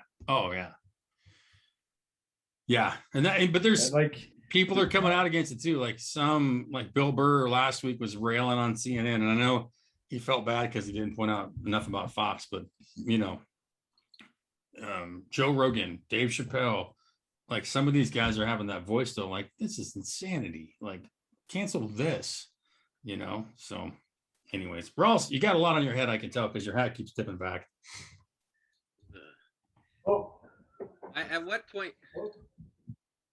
When everybody sits back and listens to all the legislators and congressmen and all the officials, at what point does the public, the United States citizenry, delegitimize these assholes and be done with all their pandering and their theater and all their shit? I mean, quit. That's what scares them so much about January 6th, I think, because the people showed up and were like, yeah. And I know there wasn't that many of them really, but I think that hit a real nerve. Like, oh shit, I think we might be pissing off the masses here, and they're doing everything they can to squelch that, like there's people are being held and haven't had trial yet for anything. Like it's an atrocity, like complete atrocity. Like we're going to look back on this time in our history and just gonna fucking cry, dude. That's how sad it is. Well, and I guess I sit here thinking, and you mentioned the word history, and not 5 minutes ago I was listening to you and Richard talk, and all I can think is 20 years ago, looking forward, you could you hoped you wouldn't see it, but you knew it was probably going to happen, and you didn't know when, because there's such polar opposite ways of looking at the United States and where it's at, and it's going to divide. I mean, kitty bar the door because it might get ugly, and hopefully it doesn't, but yeah, I still maintain too that is their main charge, no matter what, is to divide and conquer. That's why they're racism in every corner. Everything's racist. It's all as long as we have a media and a public that gives them legitimacy, there you have it. Yes, you know what? They're put into place. They've learned how to manipulate the system and potentially the voting system. But how many are there? I What? mean, Media? well, let's just say congressmen and women and people running our government. That, was it 535, 435, one of those two numbers? Yeah. Okay. It's I don't know. I guess there's a lot of ways to look at it, but it's pretty arbitrary to me that yes, we put them in office, but and sure, there's people that support their views and the way they look from both sides and opposing sides, and we have a democracy that's set up to operate for the people, not of buying for, and that has all gone by the wayside, 1,000%. Yeah, it needs to get back there. Period. Yeah, first travesty. What manner it does, I think you're getting. We would all like to see it happen the way it's supposed to, through the democratic voting process. Mm-hmm. However, you're going to push a hand too far at some point here. Mm-hmm. I think they just did this past one. Like seriously, there's I don't know what kind of LSD you have to be on to think that this person's in the White House now. I will never call him the P word. I'm sorry. I just can't even bring myself to do it. But that individual, actually, the most quote unquote most popular president in history, had a town hall a while ago, and there might have been 100 people that showed up. And the guy who supposedly lost had people standing in line for like 50 blocks to go to a rally. I just don't buy it, man. I'm sorry. I'm going to be one of those crackpot dudes. It's like, nope, that didn't seem right. So if you don't trust that process, everything else is hosed anyways. No, the corruption runs deep. Yeah, I still go back to it. She'd be like fucking jury duty. Like you get drawn, you go to DC for a year or two, and then you come home. Like seriously, that's who's there. People.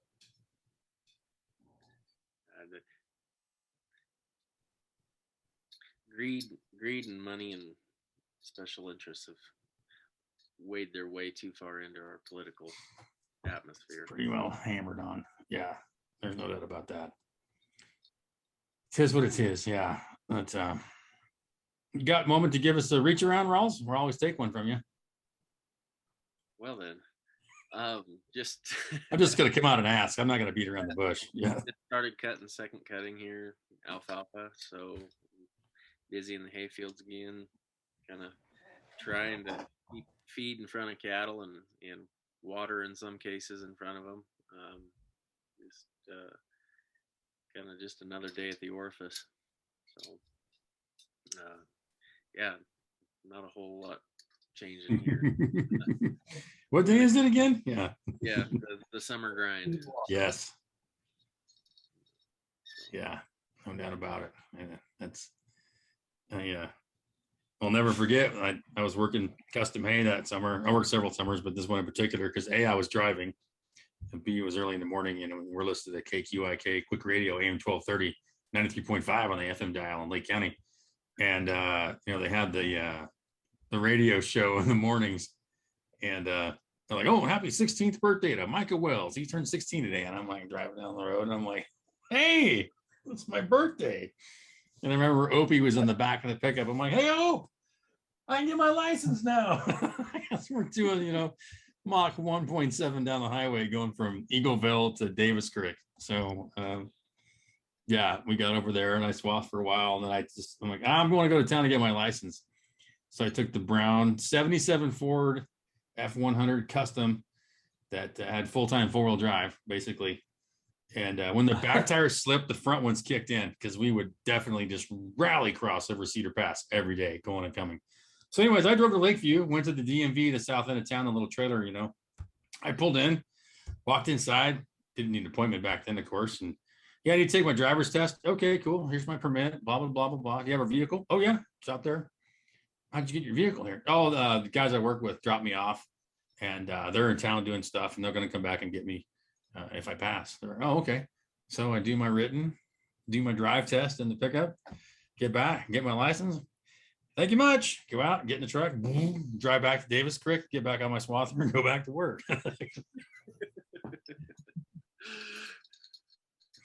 then we got back, we were camped out at the White Pine Ranch, and we're hanging out there, and like everyone's like, hey, Shirley, today's Micah's birthday. And she's like, well, why didn't you tell me? I'd made a cake or something. I'm like, shit, I don't know what day it is. She just starts laughing.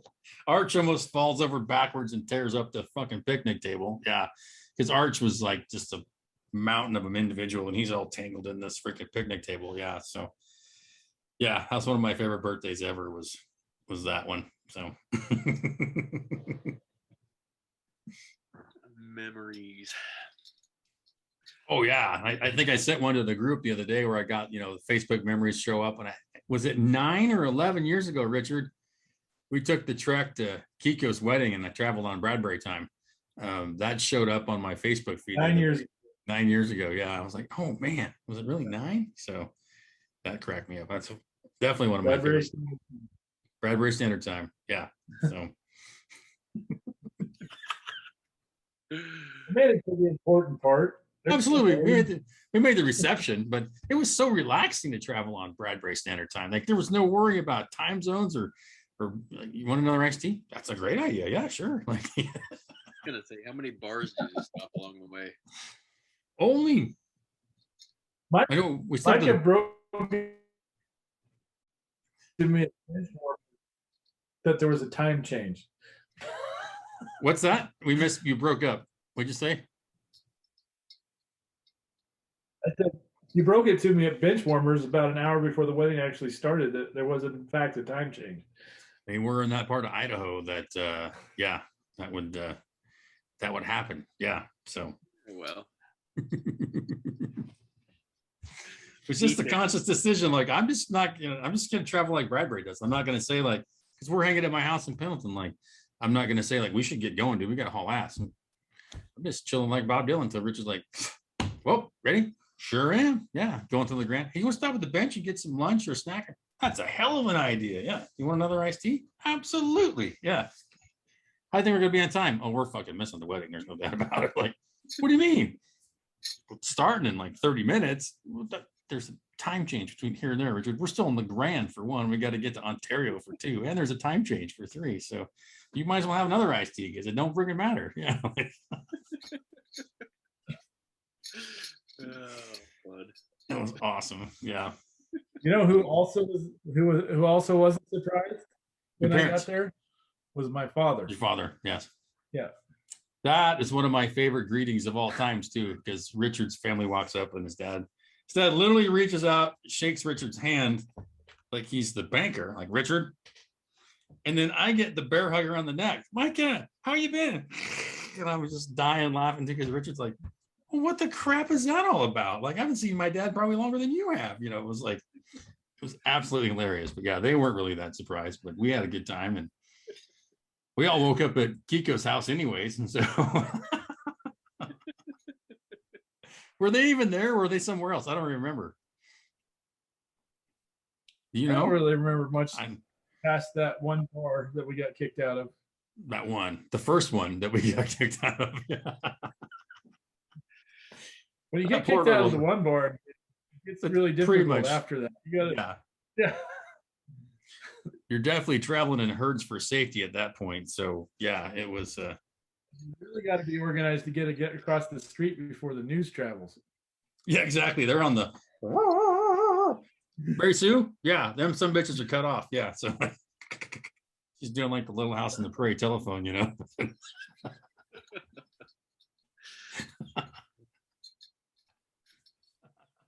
Where's I know people that just heard that didn't know what I did, but if you're watching, you understand the gestures with an old school phone. Anybody hear from Joel this evening? He had to poop. Yeah, well, that's normal. He still hasn't learned to carry TP in his pickup, so I think we should send him some. Yeah, or a good sharp knife or shirts with pockets or something. But I hope he scotch-guarded them seats before he bought that pickup. So that's all I'm gonna say. Yeah. So, I mean, if we teach him anything about moving back to P-Town, it's always carry TP. So I don't know, poor little bastard. So anyways, folks, yeah, I mean, we could beat this horse into jerky, and I don't think we should stop talking about it. And I think when it comes to these vaccine, things, or these not even vaccines, I would just say restrictions, where you can't live your life as you want. And if you put it in another context, it would be complete outrage. If it was going against something on, I'll just say the other side of the aisle or a different dogma. But that since it's this, and you're labeled some sort of weird thing to begin with, and I think just that it's all about numbers and people standing together and saying, "Go pound sand." So, which I think we'll put a pin in that for the moment, and then if we have to, we'll revisit. But I think it just leads so well into our word of the week, which I again sort of like randomly spun the dialometer for the word, and it came up as cantankerous, which I was like, for once, since Google's listening to all my conversations, I think they probably nailed this one. So yeah, cantankerous. Richard, have you ever been cantankerous? No, but I know Keith Houchin and Kevin Conn.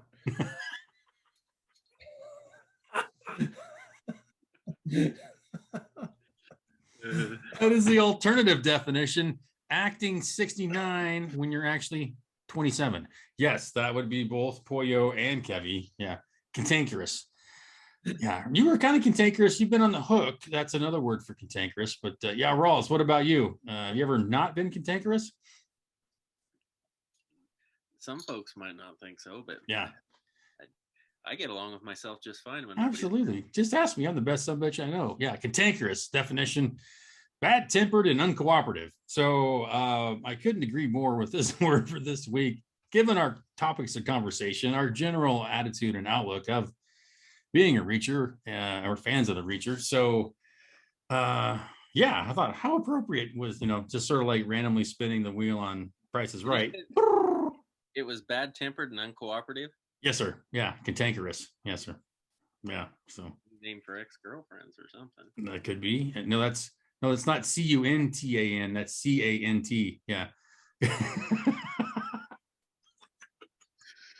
Well, then. I would say that's the toughest part about, and I love being married. I couldn't recommend it enough, but I have always been perfectly comfortable just by myself. I never have anybody. I never have real. Sometimes I can go 3 or 4 days without really having to talk to anybody. It doesn't really bug me. Yeah, no, I didn't mind being alone for weeks at a time when I could. I think all people, and I think probably especially the male species, and I've noticed this numerous times with various roommates or guests, etc. Especially if you have an office job or you definitely work out of the home and you come home after a shit day. Most times it seems like it's a double barrel blast right to the face as soon as you walk through the door with everything that's happened up to that point of the day, which is great that everybody's happy to see you and want to talk about it, this and that. But I think it's mandatory you have a mud room or garage or something where you can group your shit for at least 30 minutes before you walk into the homestead. I think it's key to survival for everyone involved. If you have that, to treat it like it's a pressure lock and you're under the ocean and you got to go through the airlock for 30 minutes before you can go into the next chamber or you're going to explode, because it's basically that. So it's just the other person's been pent up and excited to see you. But man, yeah, at least let me get like one boot off before it's just an absolute just beat down. So, and that's nobody in particular. It's just one of those things when like you get home, that's what happens. So I think that's why mudrooms were invented, or shops. So sit in the pickup and just listen to the end of that album 3 or 4 times. So yeah. I always thought, man, if they had like a library of books you could go check out on alone, I don't think I'd even really struggle until the 50th day. Oh, on alone. I got you. Yeah. I thought you said if you could check out books on alone, ALOAN, like loan books. I'm like, it's called a library, Richard. We got that shit for ages now. But on the show alone. No, I watched that show and I just wish. I wish there on the side of a tree there was one of those little mini libraries. Mm-hmm. Like, yep, I didn't trashy romance novels, and it'd be fine. Yeah, have a book, leave a book. Need a book, take a book. Sure. Yeah, that's basically, if I'm not outside working Yeah. now, I'm watching Alone. I think I'm on season 4, I think now, Mongolia. Yeah, very cool. No, let's see. First 2 were that. Yeah, first 2, no, I'm 5, I Ooh. think. First 2 were Vancouver Island. Then you went to Patagonia. Then you came back to Vancouver Island for the pairs, which was really entertaining. And then this one is people who have been on before, and they're in Mongolia. Yeah, so just started. Pretty excited. So The ones I've seen were on Great Slave Lake. that's must be 7 for sure, I think is, and maybe 6. 7 and 8. Yeah, haven't seen 6 and 8 yet. 7.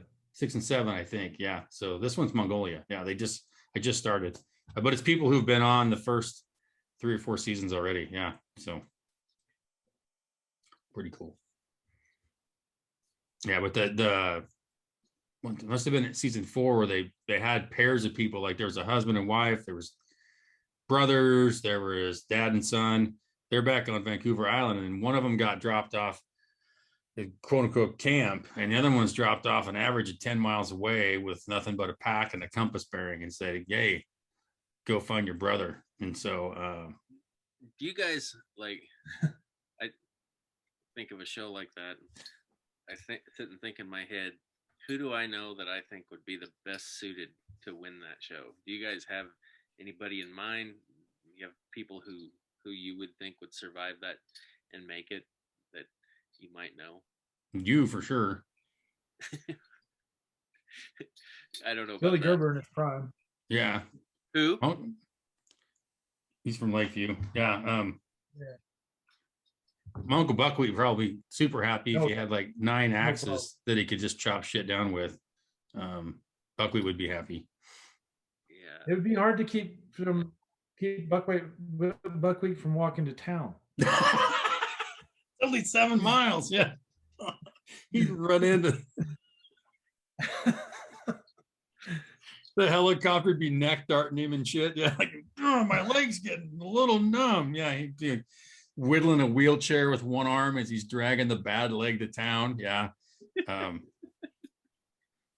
Back in my day, I think I'd have really been good at it too, because I used to camp. I camped like all summer long. Like we were like 6 miles up the canyon, and we camped, and I would ride my motorcycle out and go to work on this little ranch. And then like every 3, 4, 5 days, I'd swing by and steal some food and maybe a shower. My parents would still know I was alive.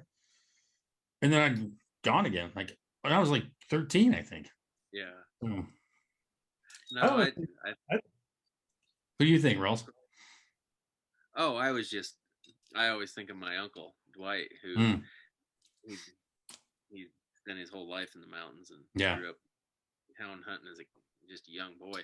But like he was elk hunting one year in shitty weather and got laid on him and got stuck to where he couldn't get out and had to spend the night up on a rim, cliffed in, and he didn't come back to where he was supposed to, and everybody got worried, and they called the search and rescue, and everybody, they knew where his vehicle was parked and whatnot, and they were all getting ready to shove off in the morning to go see if they could find him, and he come wallering down off the mountain and found himself looking around like, what are all you guys here for? What are you guys looking for? Yeah. Yeah, Oh, it's you. Yeah. yeah, it's no sweat. And We need to go find somebody. Yeah. You guys need any help? Yeah. Yeah, you guys need, who are you looking for? You know, and there are just certain people that have that aptitude about them to where they can. None of that's going to bother them, and that in our society today, those people are hard to find. Yeah, but yeah, Yeah. I think I can make it 30 days. I think they used to be less than 100 that you had to be there, right? Now it's 100. Well, season 7 was you had to be at least 90 days. Even if you're the last, because usually it's just last person wins. If it's 40 days or 700. Yeah, okay. And the season 7 I watched was at least 90. Even if you're like the last person for 45 days, you still have to make 90. But of course, it's $1 million too, not the usual 500,000. So Yeah. but Sure. yeah, I guy think it that made depends it- on your what's that? The guy that made it the 90 days, he could have made it all through the Oh. winter. Yeah, totally. Yeah. He was golden. Yeah. Licked. Yeah. He was eating chicken lips and whatever else he can get his hands on, but good shelter. Yeah. So I think food source seems to be the important one. Obviously, not getting wet in your shelter. I think some of the things that people live in, really questionable. Some people put way too much energy into their shelter to begin with, which is interesting too. I think there's a balance, obviously, but How many? It seems like every episode, at least one person burns their shelter down. You'd think there's been a couple that's happened, especially in the later seasons, because they're up in a lot more colder areas. Yeah, that. Yeah, 2 fires. There's been 2 people have lost their fire starters and didn't make it much longer after that in different places. I thought that was interesting. Yeah, one chick cut her hand one year. I didn't think it was that bad. Some dude cut his hand with an axe. I'm like, I probably would have took some sap or something that'd have been duct taped over in no time. Like, yeah. So I think sometimes too, that's their honorable way out. Oh, I cut my hand, I got to go home. So it's easy to sit here and say that, but yeah, nobody knows until they're there. nope. Yeah, that's what some people certainly say. Like, I was prepared. I can survive in the woods. I got some skills, but like, I couldn't handle being alone. Like, they couldn't handle their own thoughts, or that's really what breaks most people. I think is that. Yeah, the mental aspect of it's the difficult part. I mean, sure, absolutely, yeah. As long as you can get sustenance and what your body demands to have to survive, you should be fine. But it's the mental part that I'm certain gets most. Oh yeah, I can see that. Like, even working 14, 16 hours a day, doing custom hay, stuck in a swather cab. Like, yeah, I sang a lot of songs and I talked to myself, but I still got to see people that night. So, but that was good training, if nothing else. Yeah.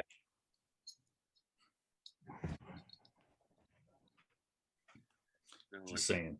Yeah. But I think I don't know, it'd be fun to try, I think. They should probably just randomly drop in some attic sometime. do what? See how long they make it. Do what? Randomly pick some attic. You say drug addict? Is that what you said? You keep breaking up at the most critical point. Oh, drug addict. Yeah. Yeah. Yeah, right when they're still just buzzing like crazy, they'd probably build the best damn shelter you ever saw, and wouldn't even need an axe. Just like grab a tree and just like vibrate it down. But yeah, 4 or 5 days in, they'd probably be chewing on rocks. I mean, it's one option. Yeah, I'm really intrigued by the show because it's really about people and it's about being alone, not like Survivor. Like, Survivor is basically high school on TV. I think probably the allure to that show for most of society that watches it is we've gotten so caught up this day and age in being a society filled with all the amenities you could ever want, all the access you ever want. Everything comes in. I mean, we're a throwaway society, and the neat part about that show is it just takes the human story right back to the basics. And dude, yeah, people who can make stuff. Yeah. I don't remember if it was it season 2, I think, maybe. Like, this dude was completely dialed in. Like, he had like a cook shelter, he had a stove, he had a great fire drying rack, he had like a table. He was like hurting for nothing, and he was just like, I'm kind of bored and missing the wife. I'm going home. Like, it was like 35, 40 days in, but like, he was completely set. Like, his bushcraft skills and like making stuff was like second to none. He must have been like, some kind of ninja Amish dude, but like, I could go live there right now. Like, he had a great setup, but he was just like, I'm kind of bored and miss the wife. I'm leaving. Just like, whatever. But some people were like, at the same time, like, absolutely dying. They couldn't get a fire going, and they had like a little, wet tarp and a dry sock because all they had left for their name. And he's like, like 2 houses and a kitchen, so crazy, man. Yeah, it's intriguing though. It really is, because it's about people. That's why I like it so much. Yeah, and this season now, like I said, the one I'm watching now is people that have been on before, so that's extra cool because they've all gone home for one reason or another already. So yeah, Yeah, it's cool. It's not about the life we live in. It's about just living, and that's kind yeah, of a certainly neat changes your perspective. concept that our society could use more of. Yeah, absolutely. Yeah, I'm just as bad as everybody else. Like, what? That's not on Prime. What? I don't even probably need it then. I'm not even gonna order it. Yeah, 3 days for that. No, that's fine. No, I'll make my own. Screw you. Yeah. So yeah, rump. So well, with that, I think we're gonna swing over to our best thing of the week and knock that part out and let all these good people that are joining us on the Facebook Live enjoy the rest of their afternoon or evening. And we appreciate their comments for sure too. But Rawls, you got a best thing of the week, man? Yeah, no. So most of the folks listening probably have had roots somewhere around rodeo of some sort, but there was Yeah. in the Northwest there was a really neat old contractor that Frank Beard that passed away, and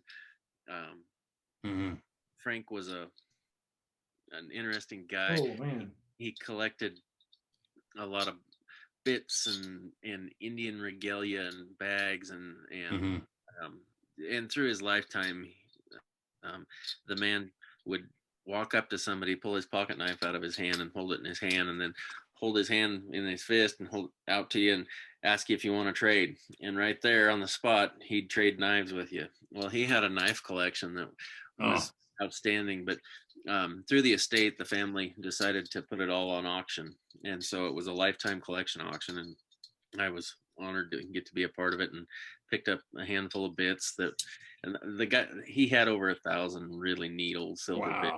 That's awesome.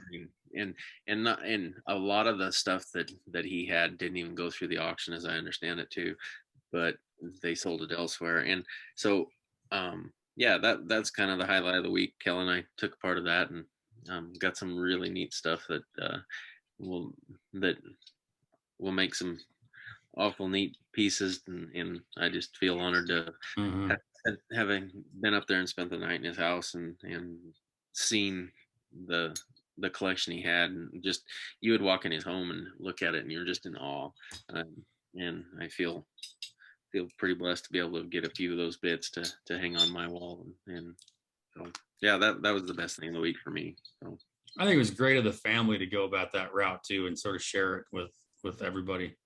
It's pretty cool. No, I mean there was a lot of the family bidding on stuff too, and that they wanted in particular, but it was really neat. They had some awfully nice tack and saddles and very very neat items, but a lot of fun to just go be a part of that. Yeah, absolutely. Just the people you'd see at that kind of gathering would be pretty cool, I think. So yeah, and like anybody in that industry that has had the role that Frank had, they had an impact on a lot of people's lives and in a lot of different towns and communities, and it was neat to see, to have an opportunity to take a piece of that and have it in your life. So that's awesome. Yep. Cool. Richard, got a best thing of the week, man? Oh, we touched on mine this week. Yeah, we touched on mine a little bit at the beginning, but I probably write, no, I don't know.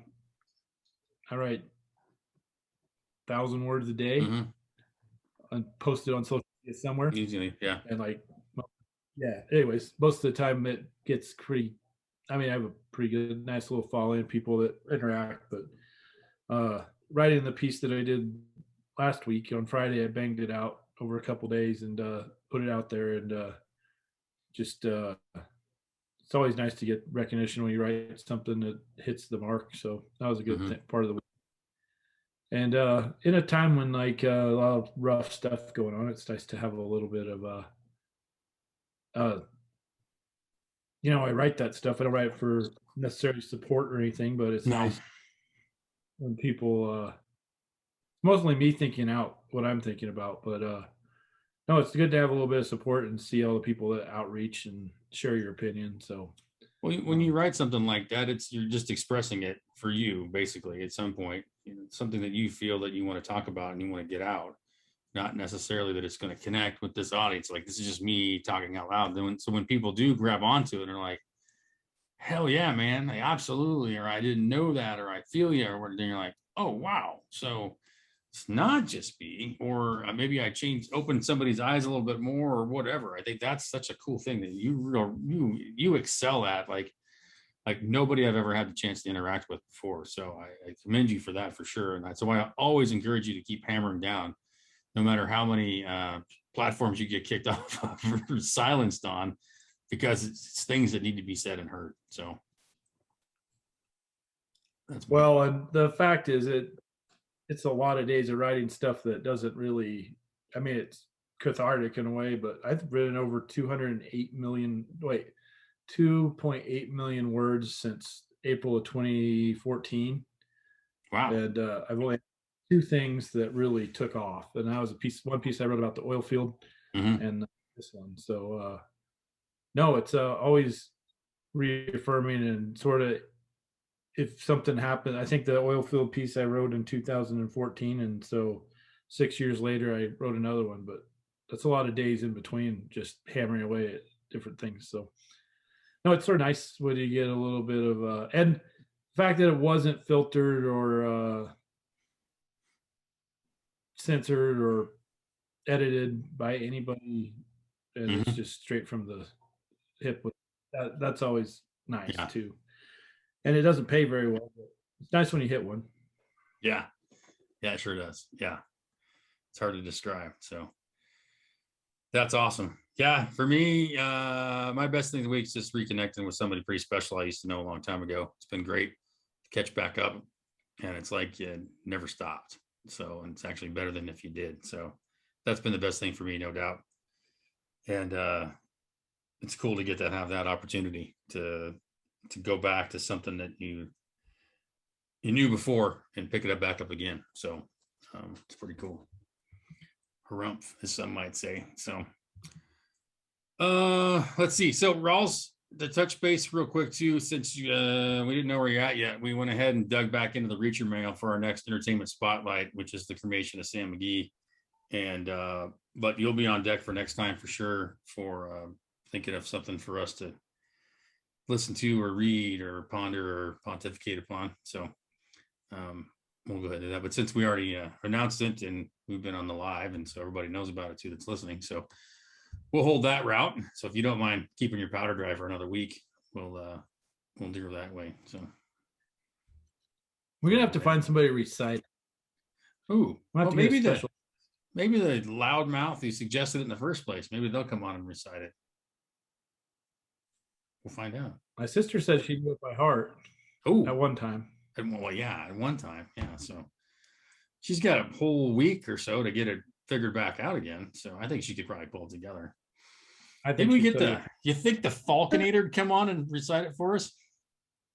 Yeah, no. I think she'd tell you to pound sound too.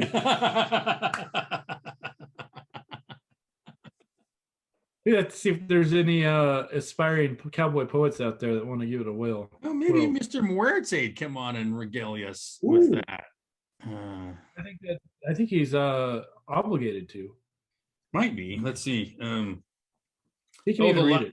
The loudmouth who suggested it just gave me a ha ha ha, maybe. So I think she's what I'd call pot committed right now. So she's got a week to learn the big words. So okay. Cremated. So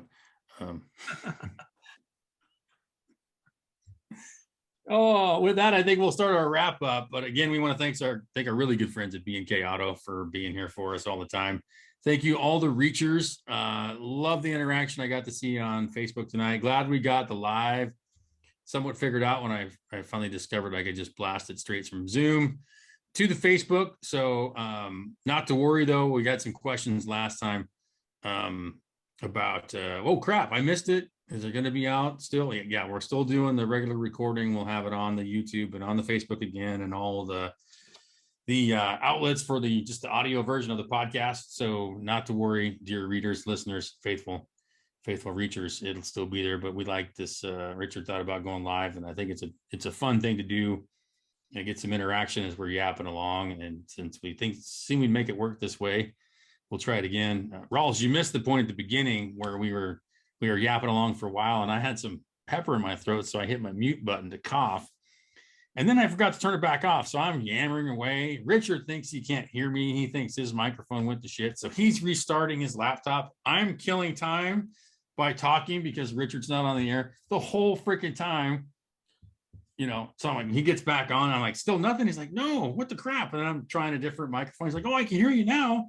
And I look down and I'm like, son of a bitch. So my microphone's sitting there flashing because it's been on mute the entire time that I think I'm filling in, we're just yammering when nobody can hear us. So totally cracked me up that, once again, we had that little moment. So that's what being a reacher is all about. But you guys got anything for the good of the order before we, what's that? I said, that's usually my job to make those kind of mistakes. How much more hay you got, Ralls? Just starting second right now, aren't you? Yeah, no, I've got about 3 days worth down of second alfalfa. So hopefully be done with all my alfalfa. We're supposed to get some rain possibly this Sunday. So I'm gonna pull my horns in and not lay everything down yet. So I've got about a half a pivot down right now and gonna get that handled and taken care of and kind of see what the forecast looks like a little closer to the weekend before I knock more down. So good thinking, Lincoln. Yeah. You do third cutting also, or is this pretty much it for the season? No, this year we might. I'm 10 days to 2 weeks, depending on the given year, ahead of schedule on the second cutting. So okay. The only thing that's going to inhibit that will be our water supply because they're backing us off right now. So we'll just see what we have available for water and what allows us for, and then again, come Labor Day time, what the weather forecast looks like will determine that. So, oh my God, I think it's going to be in the hay market. Yeah, if you can afford to sell any, yeah. Well, yeah, and I think that the difficult part right now is, being in the hay market's great. However, being in the cow market kind of sucks. But come next year, being in the cow market's going to be really good. So, do you roll the dice and cash in this year or wait till next year? So, but then again, we'll just see. Hell, we could have another drought next year and be really up shit creek without a paddle. So, or a boat. Mother Nature's a fickle bitch. So her parents were not married. There's no doubt about that. Yeah. So I'm just saying. She's doing the great culling right now. Say that again. She's doing the great culling right now. Yeah, exactly. Yeah. No, that's sassy wench. She needs to work a little harder at that in this world. You focus elsewhere if you don't mind, darling. Yeah. It's going after the good folks. Yeah. Oh, hell's bells. And hot damn. I think it might get dried up by. What's that? It might get dry enough by the end of the summer for some people in the retail stores to start realizing that food is not as bountiful as it should be. Yeah. Again, they learned that once this past year. He's already forgot. So. Yeah, it's interesting. The markets are all over the board right now. Yesterday and today have been pretty volatile. I don't think we're going to see that level out for a while, though. There's just too much unknown right this time, I think, in all fronts, not just the weather, everything else. Yeah. So, yeah, it's craptacular. As usual. Yes. Yes, indeed. So to all the reachers out there, too, if you got questions or suggestions for topic of the week, one thing that's on my mind, and we'll probably talk about next week for sure, too, is the Olympics and some of the activity of our Olympians. Is that what's that? The Olympics are going on? Turns out, yeah. I wouldn't know if it wasn't for the U.S. soccer team getting their ass kicked and the main gymnast gal just quit because she was too stressed. So that's millennial. I shit you not. Well, yeah, of course she's 19. She's a U.S. gymnast, but that's probably old. But yeah, just so much stress, and it's like having any fun. Like I'm like, so I'm pulling out. And you're like, excuse Welcome to me? life. Yeah, you're an Olympian, for God's sakes. And some people were making excuses for her on the radio today. I probably aged horribly just listening to that. I had to switch it off to music pretty quick because I was, yeah, snapping pencils. So there's a big empty drawer full of broken pencils. My point being, The Olympics seems to be so. oh, good, Richard. Sorry. The Olympics are so shit tackler this year that they should have just canceled it from the very beginning. There was one funny thing though. Apparently, I think it was North Korea was full on like stereotype theater when they were introducing the countries on their network.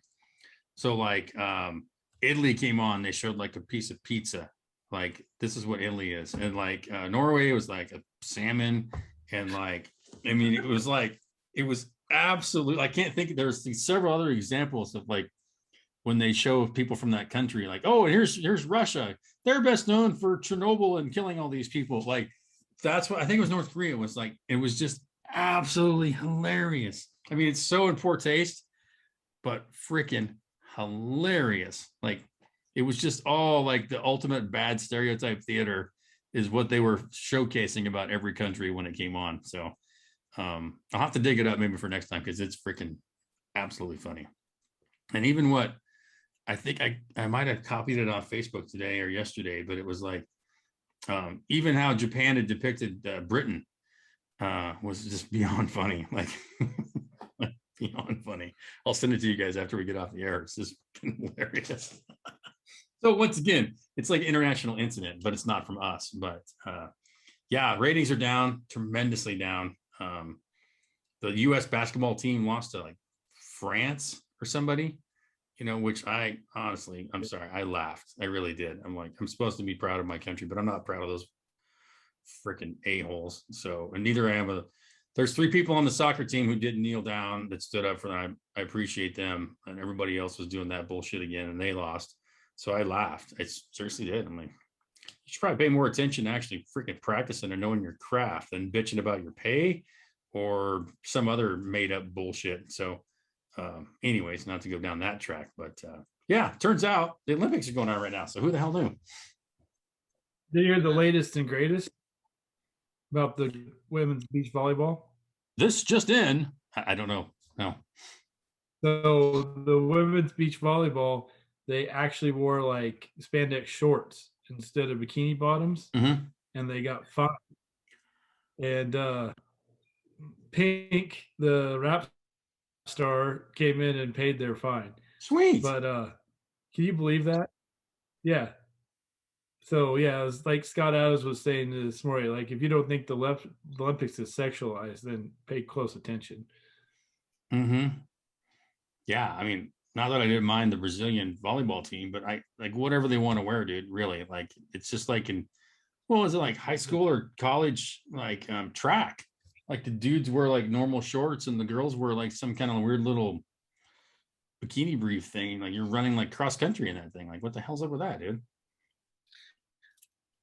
I'm looking forward to the Olympics in about 12 years when all the grade school kids that aren't allowed to play sports in school because of COVID, and we're not going to have an Olympics. This will be good watching. It'll be like they don't cornhole. Yeah. And like texting championships or something. Like I don't know. Yeah, or now for the next TikTok dance off or some shit. I don't have any idea. Yeah, but like I'm surprised they still even had like the first event was like women's air rifle. Like China won a gold in that or something. But then like there's a lieutenant from the US. She won gold in skeet shooting, shot like 56 out of 60 or something like that. And I'm like, oh, look at that. And they don't talk about it at all because it involves a weapon. Like that's the last fucking thing they want to talk about because it's a weapon and it's somebody in the military. And she's just a normal first lieutenant who's just doing her thing and like doesn't have any sticks up their ass about anything, just kicking ass. So you're not going to hear peep about that probably, but yeah, the fact that they still have weapon events in the Olympics, summer and winter, you got the biathlon in the wintertime, and you got several sporting events in the summer that involve shooting. I thought that part's kind of cool, but you don't hear about it because they don't want you to think about that part. So it won't be long before that's gone for sure. That's got to be evil somehow. Yeah, It's probably racist. I'm guessing. We're still running out of things to be racist, but we'll get it figured out. So, In other Olympic news, Tony Hawk's having a wonderful time. what is he doing? Skateboarding. Are you shitting me? Tony Hawk skateboarding? No, he's doing color. I think he's the Okay. U.S. But I think it, like to Raleigh's point, in 20 years, Tom Ramey will be able to make a legitimate comeback to football. He'll be a contender. Yeah, no kidding.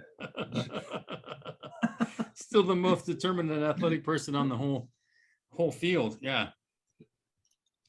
That's hilarious. I just got a messenger call from Pollo. Like, so he's on Facebook to call me on Messenger, but he knows, like, he has to know we're on Facebook Live at the same time. If there's people I'm not bringing on Facebook Live, one on the top of the list is Pollo, no doubt about it. But he just called me on Messenger. Like, the man's a menace. It's probably on our earlier comment. What's that? I said, "Where's your sense of adventure?" I don't know. I'm tired. Our society needs a good dose of Pollo right now. We'll bring Pollo on next time. Yeah, Pollo's not who you bring on at the end of the show. That's who you bring on at the beginning, because it'll be like a 7-hour, and another thing, freaking rah. Yeah, gotcha. He's probably cantankerous about something, so maybe he heard us. If I remember right, he's been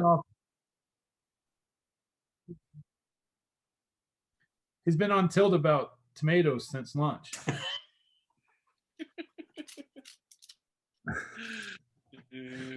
He has.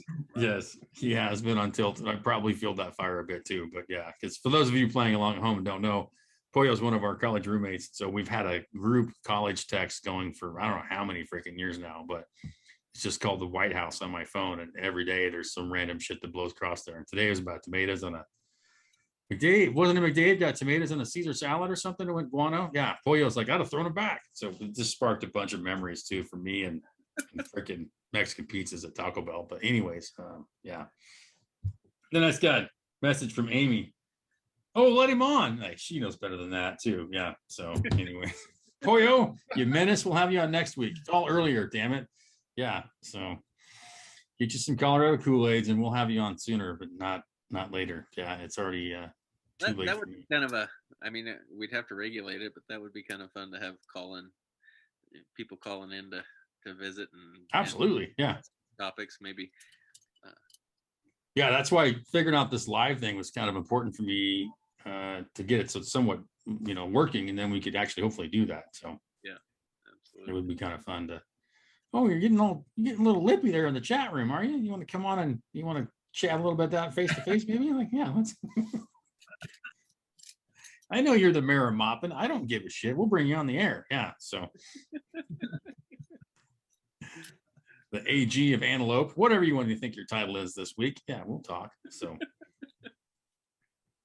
the AG of Antelope. I kind of like that. So yeah. Free the rafters.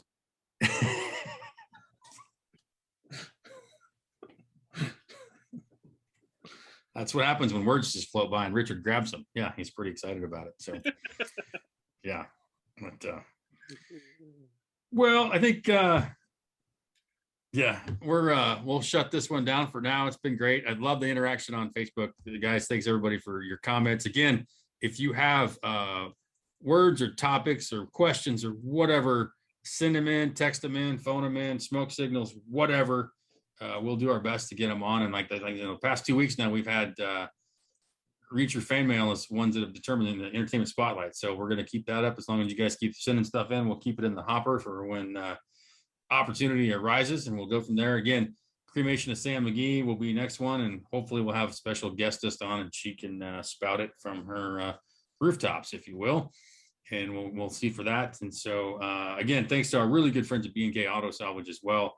Couldn't be prouder to be affiliated with you guys and all you do, and thanks for helping us keep the lights on and reaching out whenever we get a chance. And so with that, I think we'll wrap this episode up. Until then, just keep on reaching and go from there, kids.